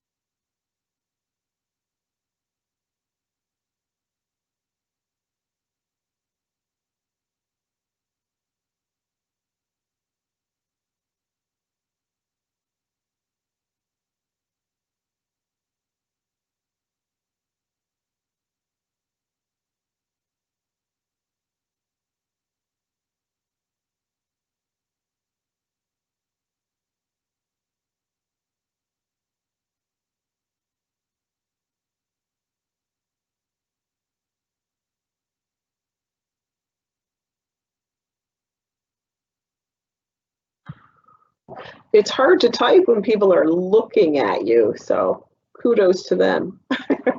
Okay, so Lisa, do you want to have a look, since you're making the motion, you want to just have a look at that wording and make sure that you're comfortable with that? Yeah, the wording hasn't popped up in my chat box yet.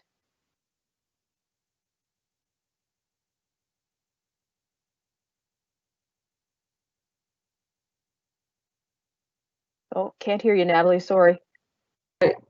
So the motion on behalf of Lisa Blackburn is that the Halifax Board of Police Commissioners adopt the proposal in principle from the Committee on Defunding as defined in the presentation dated November 16th, 2020, that they would strike a working group of the board to be determined by the chair to determine the composition and for the committee to work on specific issues such as budget to bring back for consideration by the Board of Police Commissioners and to allow L. Jones to begin planning work for the Committee on Defunding.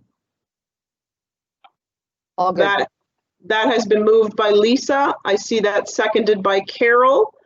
Is there any additional discussion on the motion? Seeing none, all those in favor signify by saying aye, waving your hand. Aye. Aye. Aye. Aye. Any opposed? None opposed, so the motion is carried. Elle, thank you very, very much. I think this is a wonderful way forward. I'm very encouraged, by the discussion and the alignment, certainly with the board's intent and what you've put together. So thank you for the time and effort on this, and we'll be in touch. Thank you.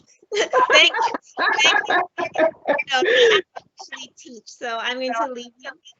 Thank you so much for your time and attention. I know it was a quite long discussion, and thank you for all the thoughtful questions. And I look forward to being back in touch. Thank you. Great. Thanks so much. Okay, from an agenda perspective, I'm just cautious of we're 10 after 2, so. Next up on the agenda is the information items brought forward, and there were none, correct, Robin?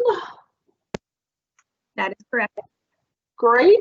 What I may do in the interest of time, does anybody object if we just skip over the Wortley recommendations update? And the only reason why I skip over that is there is a very detailed document that is now available on the board's website that gives the specifics around each recommendation and the progress that has been made to date, which I think is extremely comprehensive and has a lot of great information that's there. So given that, where I would like to get to the budget piece, does anybody object to that? No? Great.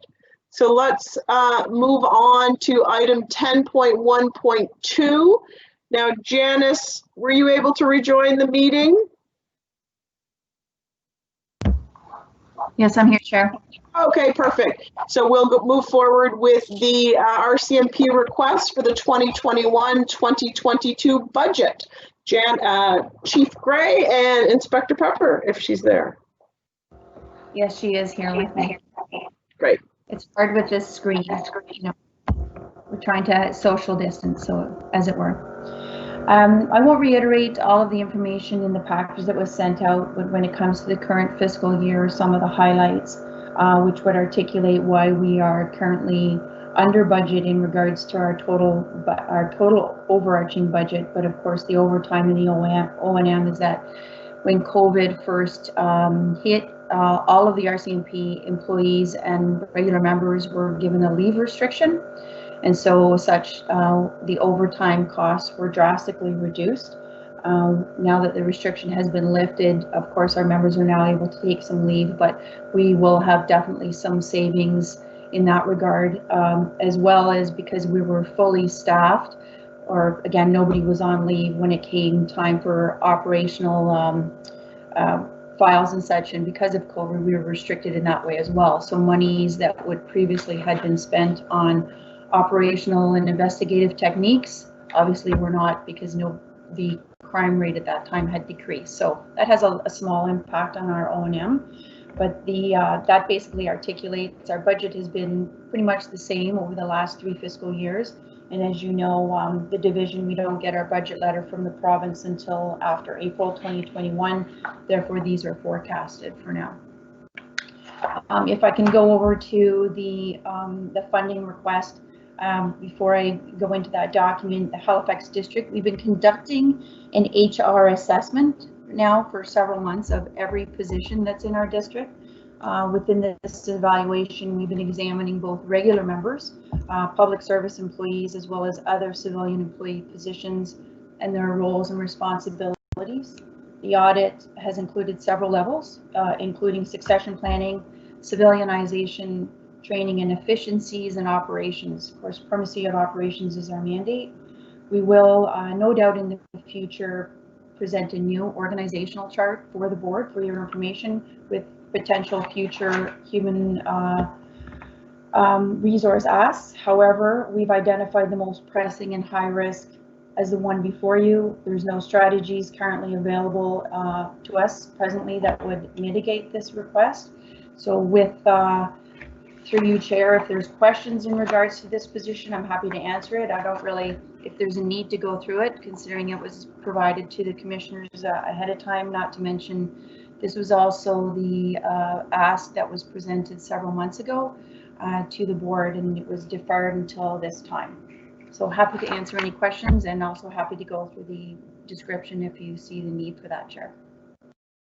I think we've had the unless anybody feels any differently, I don't think there's any need to go into greater detail on the proposal.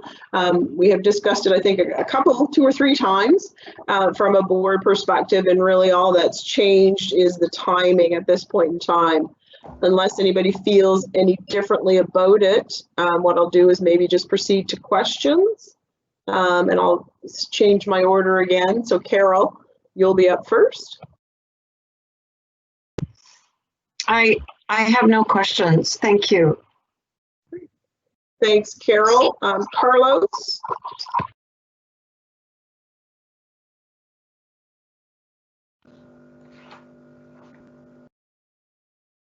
Hi, Madam Chair.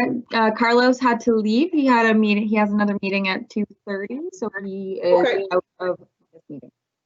Thank you. Lisa Blackburn. Thank you, Madam Chair. No questions for me. The report sets it out perfectly. Thank you. Tony Mancini. No questions, Madam Chair. Thank you. Lindell Smith. Sorry, goodness. No questions over here. Great. Tony Thomas. No question at this time, Madam Chair. Great. So from a process point of view, really what happens is we would make the recommendation to council, whether, you know, how, I guess we have to decide how we want to proceed first of all. And if we do wish to move this forward, that recommendation would be made to council, who has the contract and does the negotiation with the province. So that's where that discussion would take place. And correct me if I'm wrong, see people nodding that that's exactly what we would do. So if there are no other questions, is there a motion that someone would like to make around the proposal from Chief Gray? I have a question, Madam Chair. Go ahead, Tony. I think it's premature for us to be recommending this at this point in time as we're moving into budget time. It's hard to make a recommendation based on not seeing the overall budget and the budget of HRP. I just don't see the timing not being accurate or being appropriate at this point in time. Yeah, so I think you'll recall that the budget that we look at is really just the HRP budget. So whether this would go forward would really be the decision of council and discussions with the province, because we don't have direct oversight over the RCMP budget as part of our purview. So it's really, you know, in terms of understanding, do we support the proposal? Do we think there's value in it moving forward is really the question. So, you know, I put it out there, you know, if there is a motion or if there is a will to go in a certain direction.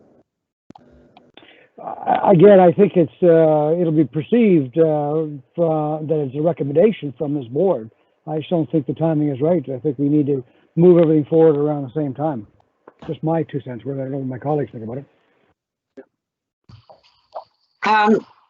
Excuse me. It seems to me, though, we do have a time frame when this can be presented to council. I think we went through this last year, that the submission from the RCMP came at a time that was too late to be included. And so we had to put this, we had to put it aside until now, which is the timing that is required by the agreement. That's what I understood. I could be completely wrong, but if we don't do it now, it won't happen going forward. Is that not correct? Yeah, the timing that was in the agreement, there was an MOU, I do believe. Catherine Salzman, if you recall, did a great deal of work on this. And her recommendation was that was really a guidance document. And the timing was put in with that so that it would actually align with the budget process. Because if we make the recommendation to council, there are discussions that would need to be had at the provincial level because the split in the funding, and then that would align the timing nicely with the budget deliberations that council would have. So it's not written in stone, and that we don't have to do it at the point in time. But Catherine's point was, you know, as a guidance document, because it aligns nicely, and unless there's something, you know, extremely compelling or extremely, you know, challenging about the particular situation, that we should be following that timeline as closely as possible. So you're right from an intent perspective, Carol, just that it's not completely written in stone. Again, and a recommendation is a recommendation. You know, it's really up to council to decide what they wish to do with it, but it's really up to the board to decide whether, you know, what the recommendation would be. I wouldn't mind hearing from Jane Fraser, since she's on the line and she's running the budget.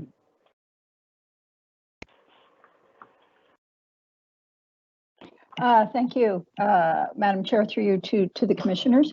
So my understanding is really all this is putting forward the request. It would be council's decision whether or not they were going to fund it. So we did get caught up in a bit of a loop on this one last year. So it's just simply, it would be one thing that would go on the list to go forward if the commission, Board of Police Commissioners determine that they want to advance it. So Lindell, I think you had a question next. Yeah, so on that point, Jane, so when I think about when we had this discussion last time, timing was an issue, obviously, and that's been recognized. But what I thought was going to happen process-wise was because what happened was when Chief came to us at the board, we realized there was this really strange interworkings of how it has to be presented, and it caused some confusion. And, you know, we at the time thought, well, what has to happen according to the MOU and et cetera, was that the discussions with the province would happen first. And then once those discussions happen and we get, and I'm not going to say an approval, but, you know, kind of a nod from the province that we can move forward with this, then the RCMP would come with this recommendation with a recommendation from the province saying proceed, and then the commission would then send our recommendation, including the nod from the province, to council. So it was just a decision that would be made during budget. So are we still technically in the same place where we're going to be in that confusion loop, or like what? I just want to make sure that we're not doing that same loop. Okay, I see head nod. So just help me understand why we're not in that same loop this time as we are last time. So I think what we clarified since last time was what the process would be. So I think you're perhaps a couple of steps before what we clarified. So again, the province will consider whatever council puts forward, because the agreement for funding is between the province and the RCMP, and then the municipality as part of that. So the process, as we clarified, is what we're going through today, is that we would make the recommendation. That recommendation would go to council. Council would decide, whether they wanted to fund it or not, and then they would engage in the process with the province and the RCMP. So that's what Catherine's document had clarified for us. Right. So this is where I get confused, because I didn't think that the commission was in charge of that aspect of the budget. So why do we, if we're not sending a recommendation that we want this to happen, why does it need to come from the commission first before council can then send the recommendation that we agree with it? Why can't council just say we want this to be part of the budget? Why does it need to come from the commission, but the commission is still not giving a recommendation? Yeah, so we're giving the recommendation to council, because I think council would look to us to have done our due diligence, the same as what we would do with the HRP budget. We make that recommendation to council, and then they decide whether it goes forward or not. So it's really consistent with how that process works. We don't have oversight over HRP budget either. Right. We make a recommendation. So we're doing the same thing with this and making that recommendation to council to process it through whatever process if they choose to fund it. So maybe I misunderstood when you answered Tony's question and Tony, maybe you can correct me if I'm wrong, but I thought that you said that when the board isn't sending recommendation or they're just asking that council gives the recommendation. So I just misunderstood that answer. That's why I was confused. But now I get it. Okay. Yeah. Any other comments or questions? Is there anybody want to make a motion on this?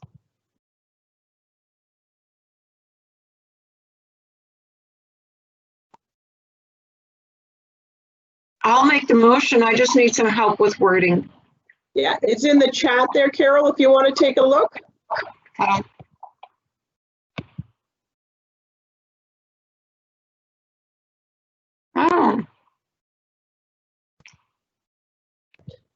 So, do you want to read it out there, Carol? If you're...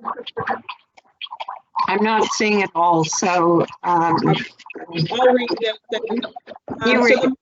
The motion is that the Halifax Board of Police Commissioners forward the funding request to Halifax Regional Council for consideration and discussion with the Nova Scotia Department of Justice.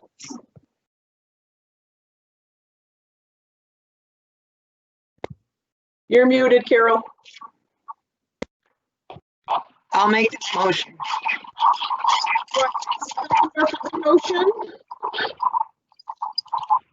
I will second that. Seconded by Lisa Blackburn. Is there any additional discussion? Tony Mancini? So I'm happy with the wording in that motion, because it states that, they're forwarding the request, as opposed to we're approving or supporting. Not that I'm not supporting it, but I just think the wording is much better. So I'm fine with that motion. I'll support it. Thank you. Right. Any other discussion before I call the question? Janice, are you talking to me or are you talking to somebody else? Okay. I was a little worried there. So all those in favor, please signify by saying aye or raising your hand. Aye. Any opposed? No, the motion is carried. Hang on, sorry. Oh, I lost my screen there. Now I'm back. So that's great. Thank you very much, Chief Gray, for bringing that forward. Next item on the agenda is 10.1.3, which is the HRP second quarter budget update and preliminary 2021-2022 budget. And I'll turn it over to Chief Kinsella and Mr. Craig Horton.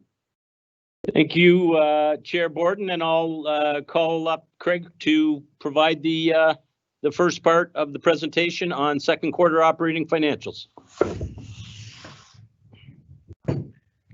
Okay, good afternoon, everyone. My name is Craig Horton. I'm the financial coordinator for Halifax Regional Police. And I'm going to run through the where we are after September, second quarter. Next slide, please. So I'm using the same format that I've used in previous years. We'll start with our net operating budget for 2020-21. This is the recast budget that was approved, I believe, in May of 2020, is $86,275,100. So after doing some forecasting and whatnot after the end of September, we are forecasting it as a second quarter at $85,316,500. So that's showing a forecasted surplus of $958,600, or about 1.1% of the approved budget. Next slide, please. So there's a lot of factors to arrive at that figure, and I just want to, just as we're going through this, anything that's shaded in like that yellowish color there, those are items that have a direct relationship with COVID and how we've been able to operate during this time. So looking at revenue and cost recovery, you can see we're currently showing a forecasted surplus of $194,900, but there's a number of factors in there that contribute to that. So if we look at the top, these are some of the first four are items that are actually decreases in revenue. So criminal record checks being processed through our customer service counters, front doors, a lot less traffic. So we're actually forecasting a decrease there of $215,600. Our extra duty program, there's been a lot less external companies requesting our services for whether it's heavy equipment transports or Metro Center events, that whatnot. So we're showing a decrease there of $200,000 from what we budgeted. The next item is nets comments to other policing agencies. So one of our UN missions was canceled suddenly due to COVID as well. And then the other item there that's a decrease in fee revenue is summary offense ticket fee revenue. And I want to reiterate, this is fees for service, it's not fines. We're showing a decrease there of $22,400. And that would be people coming into proof of insurance or proof of licenses, canceling tickets, the fees that we charge to administer those processes. The next item is an actual recovery, an increase in recovery. Recoveries for compensation funds paid out on behalf of WCB as part of recently approved WCB program for sworn members. So you may recall our sworn members are now, I believe it was as of September 2019, are now covered through WCB. During that process, we had to sort out how the budget figures would work or whatnot, and we included the cost for increased cost for premiums. However, we did not include the money coming back from WCB because we're continuing to pay the officers on behalf of WCB. It's a bit of an arrangement that was made rather than exiting them in our financial system. We continue to pay them, and WCB sends us money to cover off those costs. So that's about $488,000 that we didn't factor into the budget at the time because we weren't aware that it was required. The next item there, provincial 911 call transfer recovery, an increase of $143,800. We always budget an estimated increase, but it's never, we don't get the actual number until after the budget's passed. So that's the increase that we received and that we're forecasting for. The last significant one there, criminal record checks through back check online portal. More people are getting them done that way due to COVID. Social distancing factors and whatnot. We've seen an increase there of $139,800. And the other miscellaneous revenue adjustment of $8,000. That would be for things, small items that we weren't aware of, whether we provided training for another policing establishment and they're reimbursing us, stuff like that. Next slide, please. So now we'll look at savings from compensation. we have about, we're forecasting approximately 1.1 million in savings from compensation. Court time, you can see there, that's shaded, that's 495,800. Again, courts are just starting to ramp up, and it's going to take some time to schedule things and whatnot. So we're seeing an even further increase in savings there than what was reduced from the recast budget. Extra duty assignments. So this is the money that we pay officers to go and do those extra duty assignments. There's been less assignments, therefore we're paying less money. So $350,000 there in savings. Attrition, turnover, unpaid leave, pre-retirement. So this is on top of what we allowed in vacancy management. We're showing that we're going to save an additional $257,600. And on the job injury treatment costs, these are for with the former system for on the job injuries before we went to WCB. We still have some individuals that are being treated that we pay those treatment costs. However, because of COVID, they're unable to go in and get those treatments at the practitioners and whatnot. So we're seeing a savings there of approximately $29,400. And then miscellaneous adjustments of $1,300. Next slide, please. Okay, now we're looking at non-compensation savings. Or sorry, this is an actual deficit forecast for non-compensation of $370,400. The first one there, Commissioners, Nova Scotia. We initially, in the recast budget, reduced our use of commissionaires.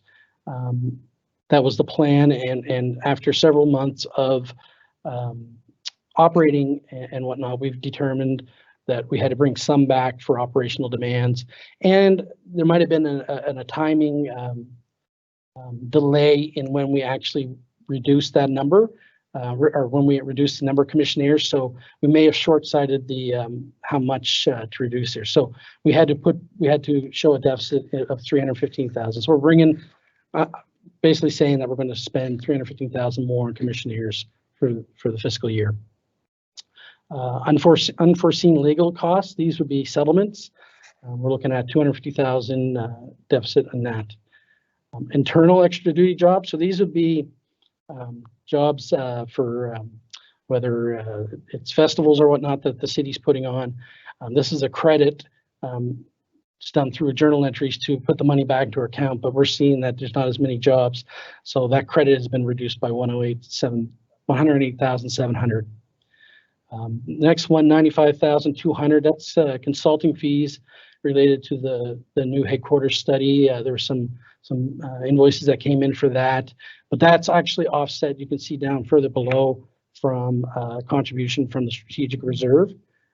It's highlighted yellow, but that was an error on my part. It's not COVID related. So those two cancel each other out. We've seen an increase in the use of cleaning sanitary supplies and personal protection equipment due to COVID, which we've been tracking very closely, and that's about an $80,000 increase in costs. The next three items are all COVID related, and it's out of town travel, joint investigative policing initiatives with other policing agencies, and training. All that's been reduced due to COVID. We haven't been able to send anyone on training, therefore there's no out-of-town travel costs. So we're accurately forecasting how much money we're going to save there. Out-of-town travel, $149,000, policing initiatives, $125,000, and training, $102,000.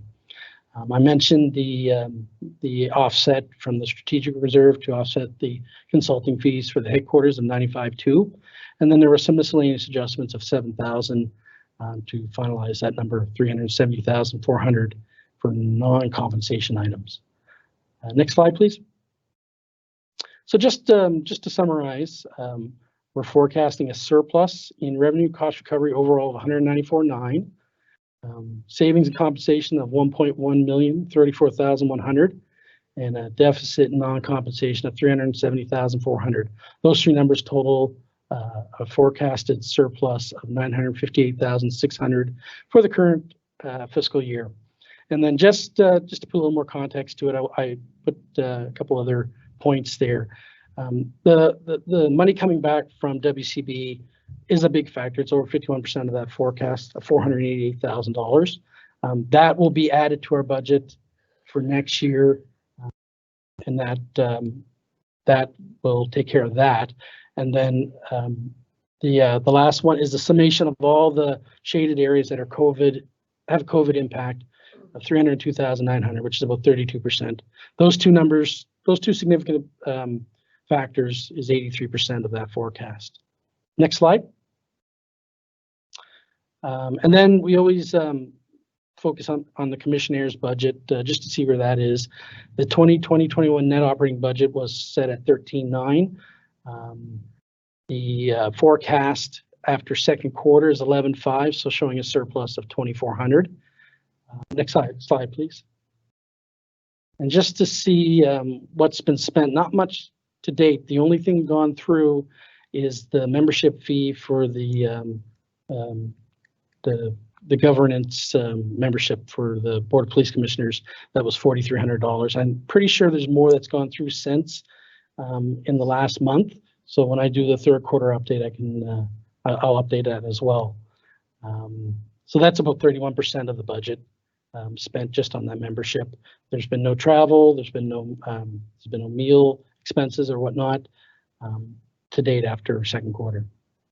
So that's the end of my presentation. But if there's any questions, I'd be happy to answer anything. I have a question, Carol.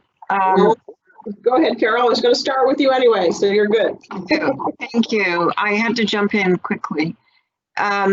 So I have some vague memory that at one point the Board of Police Commissioners budget total was 24,000. Can you help me understand if that in fact was accurate, or is that just a sort of a dream I had? And how did the number 13.9 be established? I can explain that. Thank you, Commissioner. With the cuts that were made due to COVID, they encompass the entire police budget, which includes the police board's budget. So there were the budget last year in 2019-20 was 24,500. However, we reduced the budget for conferences and workshops and out of town travel. So I think it was about $10,600, and that was due to COVID, with the expectation that that money would have to be put back in. When times have changed. That was just the portion for the police board, but as you know, we made significant cuts across the whole police budget in those areas. Okay, that's good, Carol. Okay. Lisa Blackburn. Thank you, Madam Chair. And I'm just going back to the slide and non-compensation savings. I think it's slide 5. And I'm just wondering, what are joint investigative policing initiatives? Is there a little bit more information on what they are? So we often cost share, whether they're different like policing initiatives to whether it's a witness protection type situation or investigative efforts with other. So I predominantly with the RCMP, costs are shared with them on a certain level, but there hasn't been that due to COVID. There hasn't been those types of investigations taking place this year. So the money's not being spent. So we forecast it as a savings. Not to say that in future years, obviously that will ramp back up. Gotcha. Okay. No, thank you very much. Great. Thank you, Lisa. Tony Mancini. I'm good, Madam Chair. Great. Lindell. I'm good. Tony Thomas. I'm good, Madam Chair. Great. And then I just had one question, Craig, and maybe this is better for Chief Kinsella. Just regard the on-the-job injury treatment costs, we see a decrease there. I guess my expectation or my thought would be that you'd be working with the providers to ensure that that treatment is ongoing through different means, that there still would be access to treatment for those types of injuries during COVID. I don't know if the chief wants to weigh in. I think there's a lot of it that is taking place. However, some of the physical treatments can't, or if there's other means, it's obviously not as costly as you know, going in and getting the physical treatments that they normally would get. Okay. So and we will see a reduction in the treatment costs overall now that all members are on WCB. There's certain individuals that will continue in the former process with self-insured, that but it should dwindle down as we progress over the years. Right, so there still is access to treatment, but it just may have to be in accordance with whatever the public health guidelines are for those providers. Absolutely.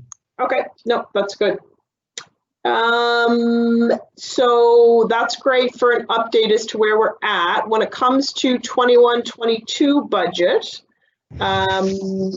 is there a separate presentation, or how do you want to approach that? And just so folks know, I turned my camera off. I'm having some connection issues. That's why. Chief Kinsella. And through you, Chair, I just have a quick verbal budget preliminary view for next month, where we will get into the details. So as you know, at the next BOPC meeting, we will be bringing forward some of the proposed 21-22 operational budget requests. Ahead of that, at this meeting, we were asked to provide a high-level overview of those requests, along with a quick status update on capital budget requests. So I'm going to start with the capital budget items, and the largest capital ask for next year will be around body-worn cameras. And you'll recall that the board did ask me to bring a body-worn camera proposal. I'll be giving a bit more context and a verbal update later in this meeting on where we are with that and a little bit about what that'll look like. And there are some ongoing capital asks that most of you will be familiar with. These include ongoing capital requests related to HRP cybersecurity program and police services equipment. And these are yearly and annual asks and have been for some time. Additionally, some of our infrastructure related to technologies are in need of refresh, updating, and in some areas, replacement. We have submitted 4 areas for consideration to the municipality in this category. The Capital Steering Committee will be meeting on the capital budget in the coming weeks. As far as operational budget requests, we will be working on the assumption that we will be in the COVID environment for 21-22 fiscal year. Many of the COVID assumptions that have been agreed upon in the last budget will still apply.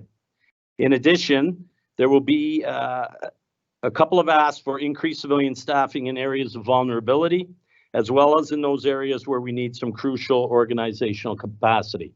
So all of the details will be presented at the next meeting on December 14th. Subject to any questions, that's all I have. Any questions for Chief Kinsella on the upcoming budget? Question from Smith. Yes, Lindell. Thanks, Chief. Really quickly, did you get a target from the CAO this time around? We're still in the budget process, and we're still having those discussions. That's why I don't have a lot of detail yet, and won't have that until December. All right, thank you. Tony Mancini. Madam Chair, that was my question that Lindell asked, so I'm good. Okay. Just a couple of asks I would have, Chief Kinsella, just as we go forward and looking at the budget. Would like to have just some information specifically on funding and resources and victim services, as well as to support the mobile crisis unit. Knowing that the mobile crisis unit, I do believe, is an NSHA funded initiative, but just to have a better understanding of what the HRP contribution and impact is on that from a resource perspective.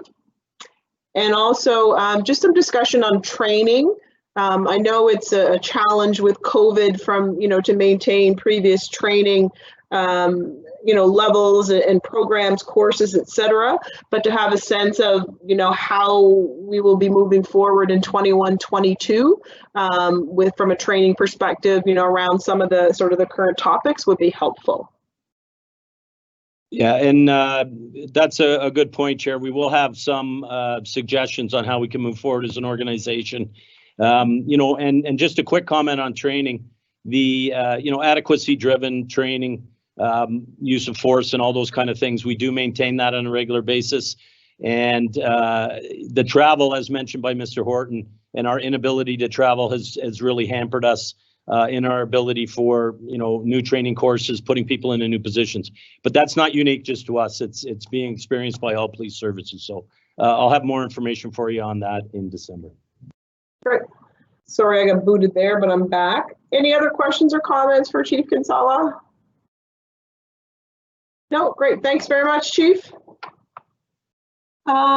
Next up on the agenda, proceeds of crime.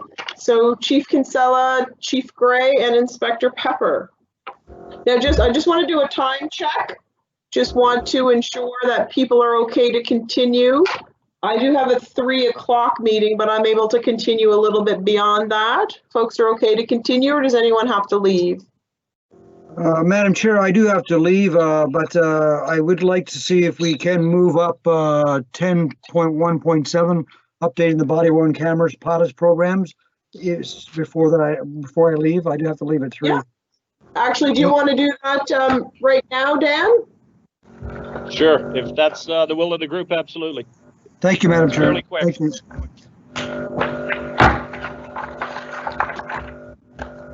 Okay, so I'll go from there, Chair, and through you. So as you know, the board requested a presentation on the feasibility of body-worn cameras. We have been working very hard through our internal committee that is being chaired by Inspector Greg Robertson and a team of very dedicated people, both sworn and civilian, across the organization.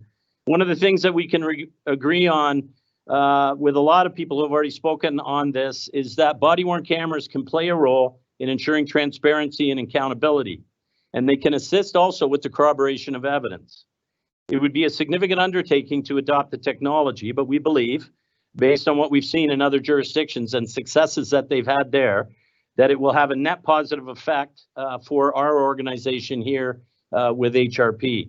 All the details will be presented at the next meeting with a very thorough presentation from Inspector Greg Robertson. I'm happy to take any questions to the extent that I can now.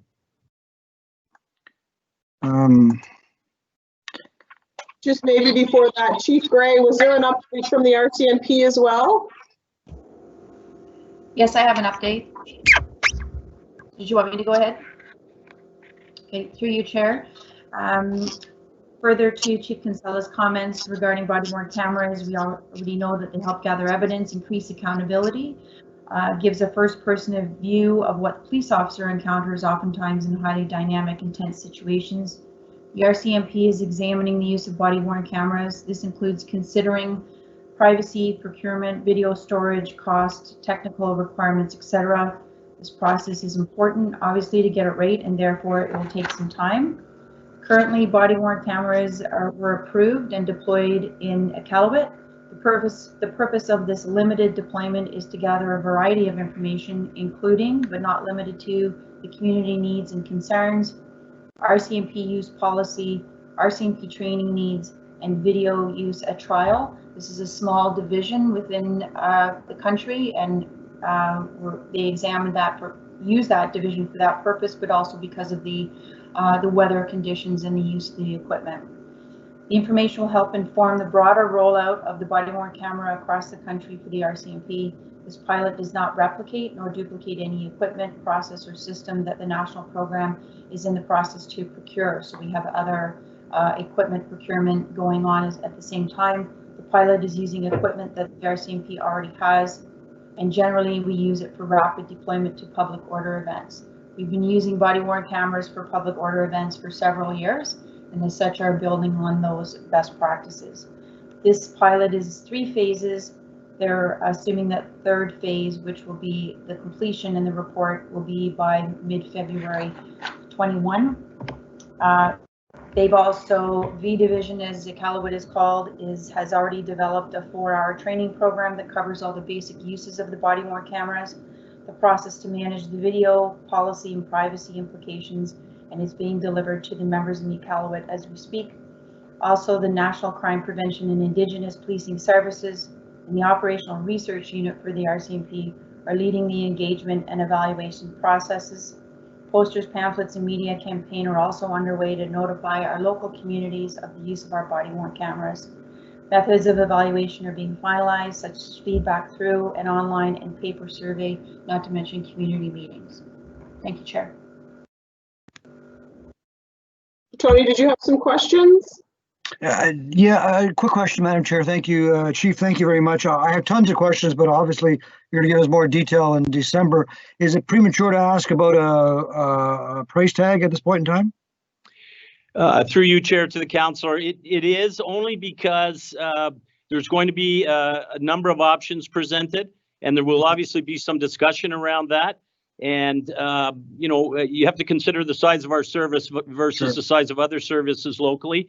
And then there's a number of functions that go along with it that relate to court preparation, freedom of information, and there's staffing issues that are there. So I think it would be best to have the full presentation where you have the details, and we will give that to you in advance so you have the information and the report to read.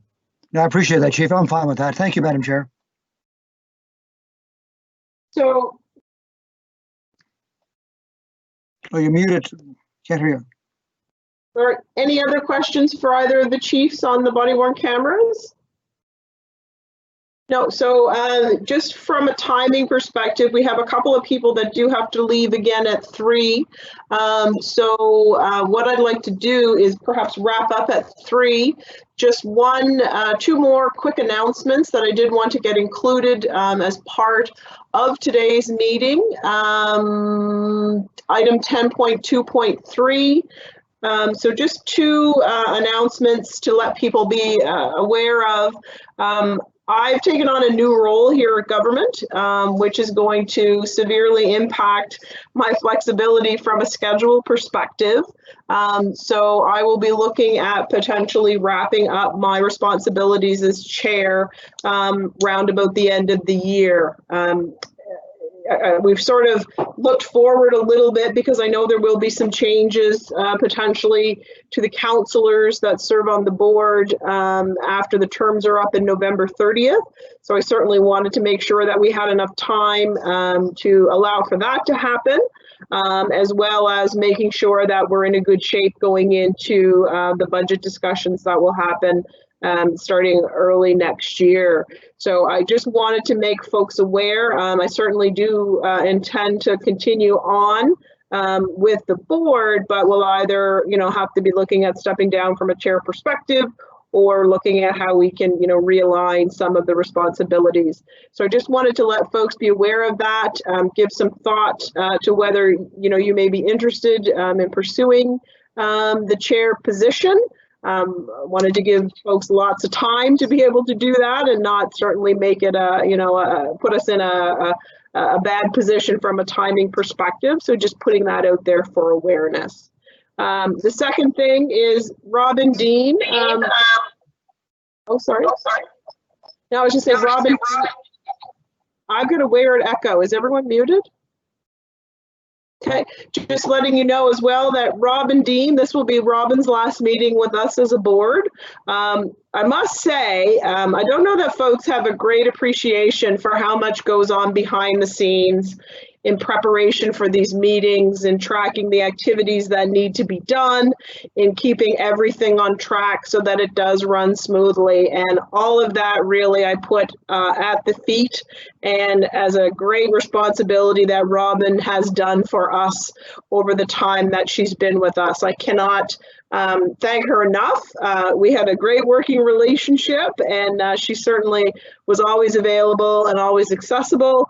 And was a great resource to us in moving things forward. So wishing Robin all the best. She's moving on to Canadian Border Services, and a very exciting role there, but certainly wanted to take the opportunity to thank her for her contribution to the board and all the hard work and effort that she's put in making things run oh so smoothly.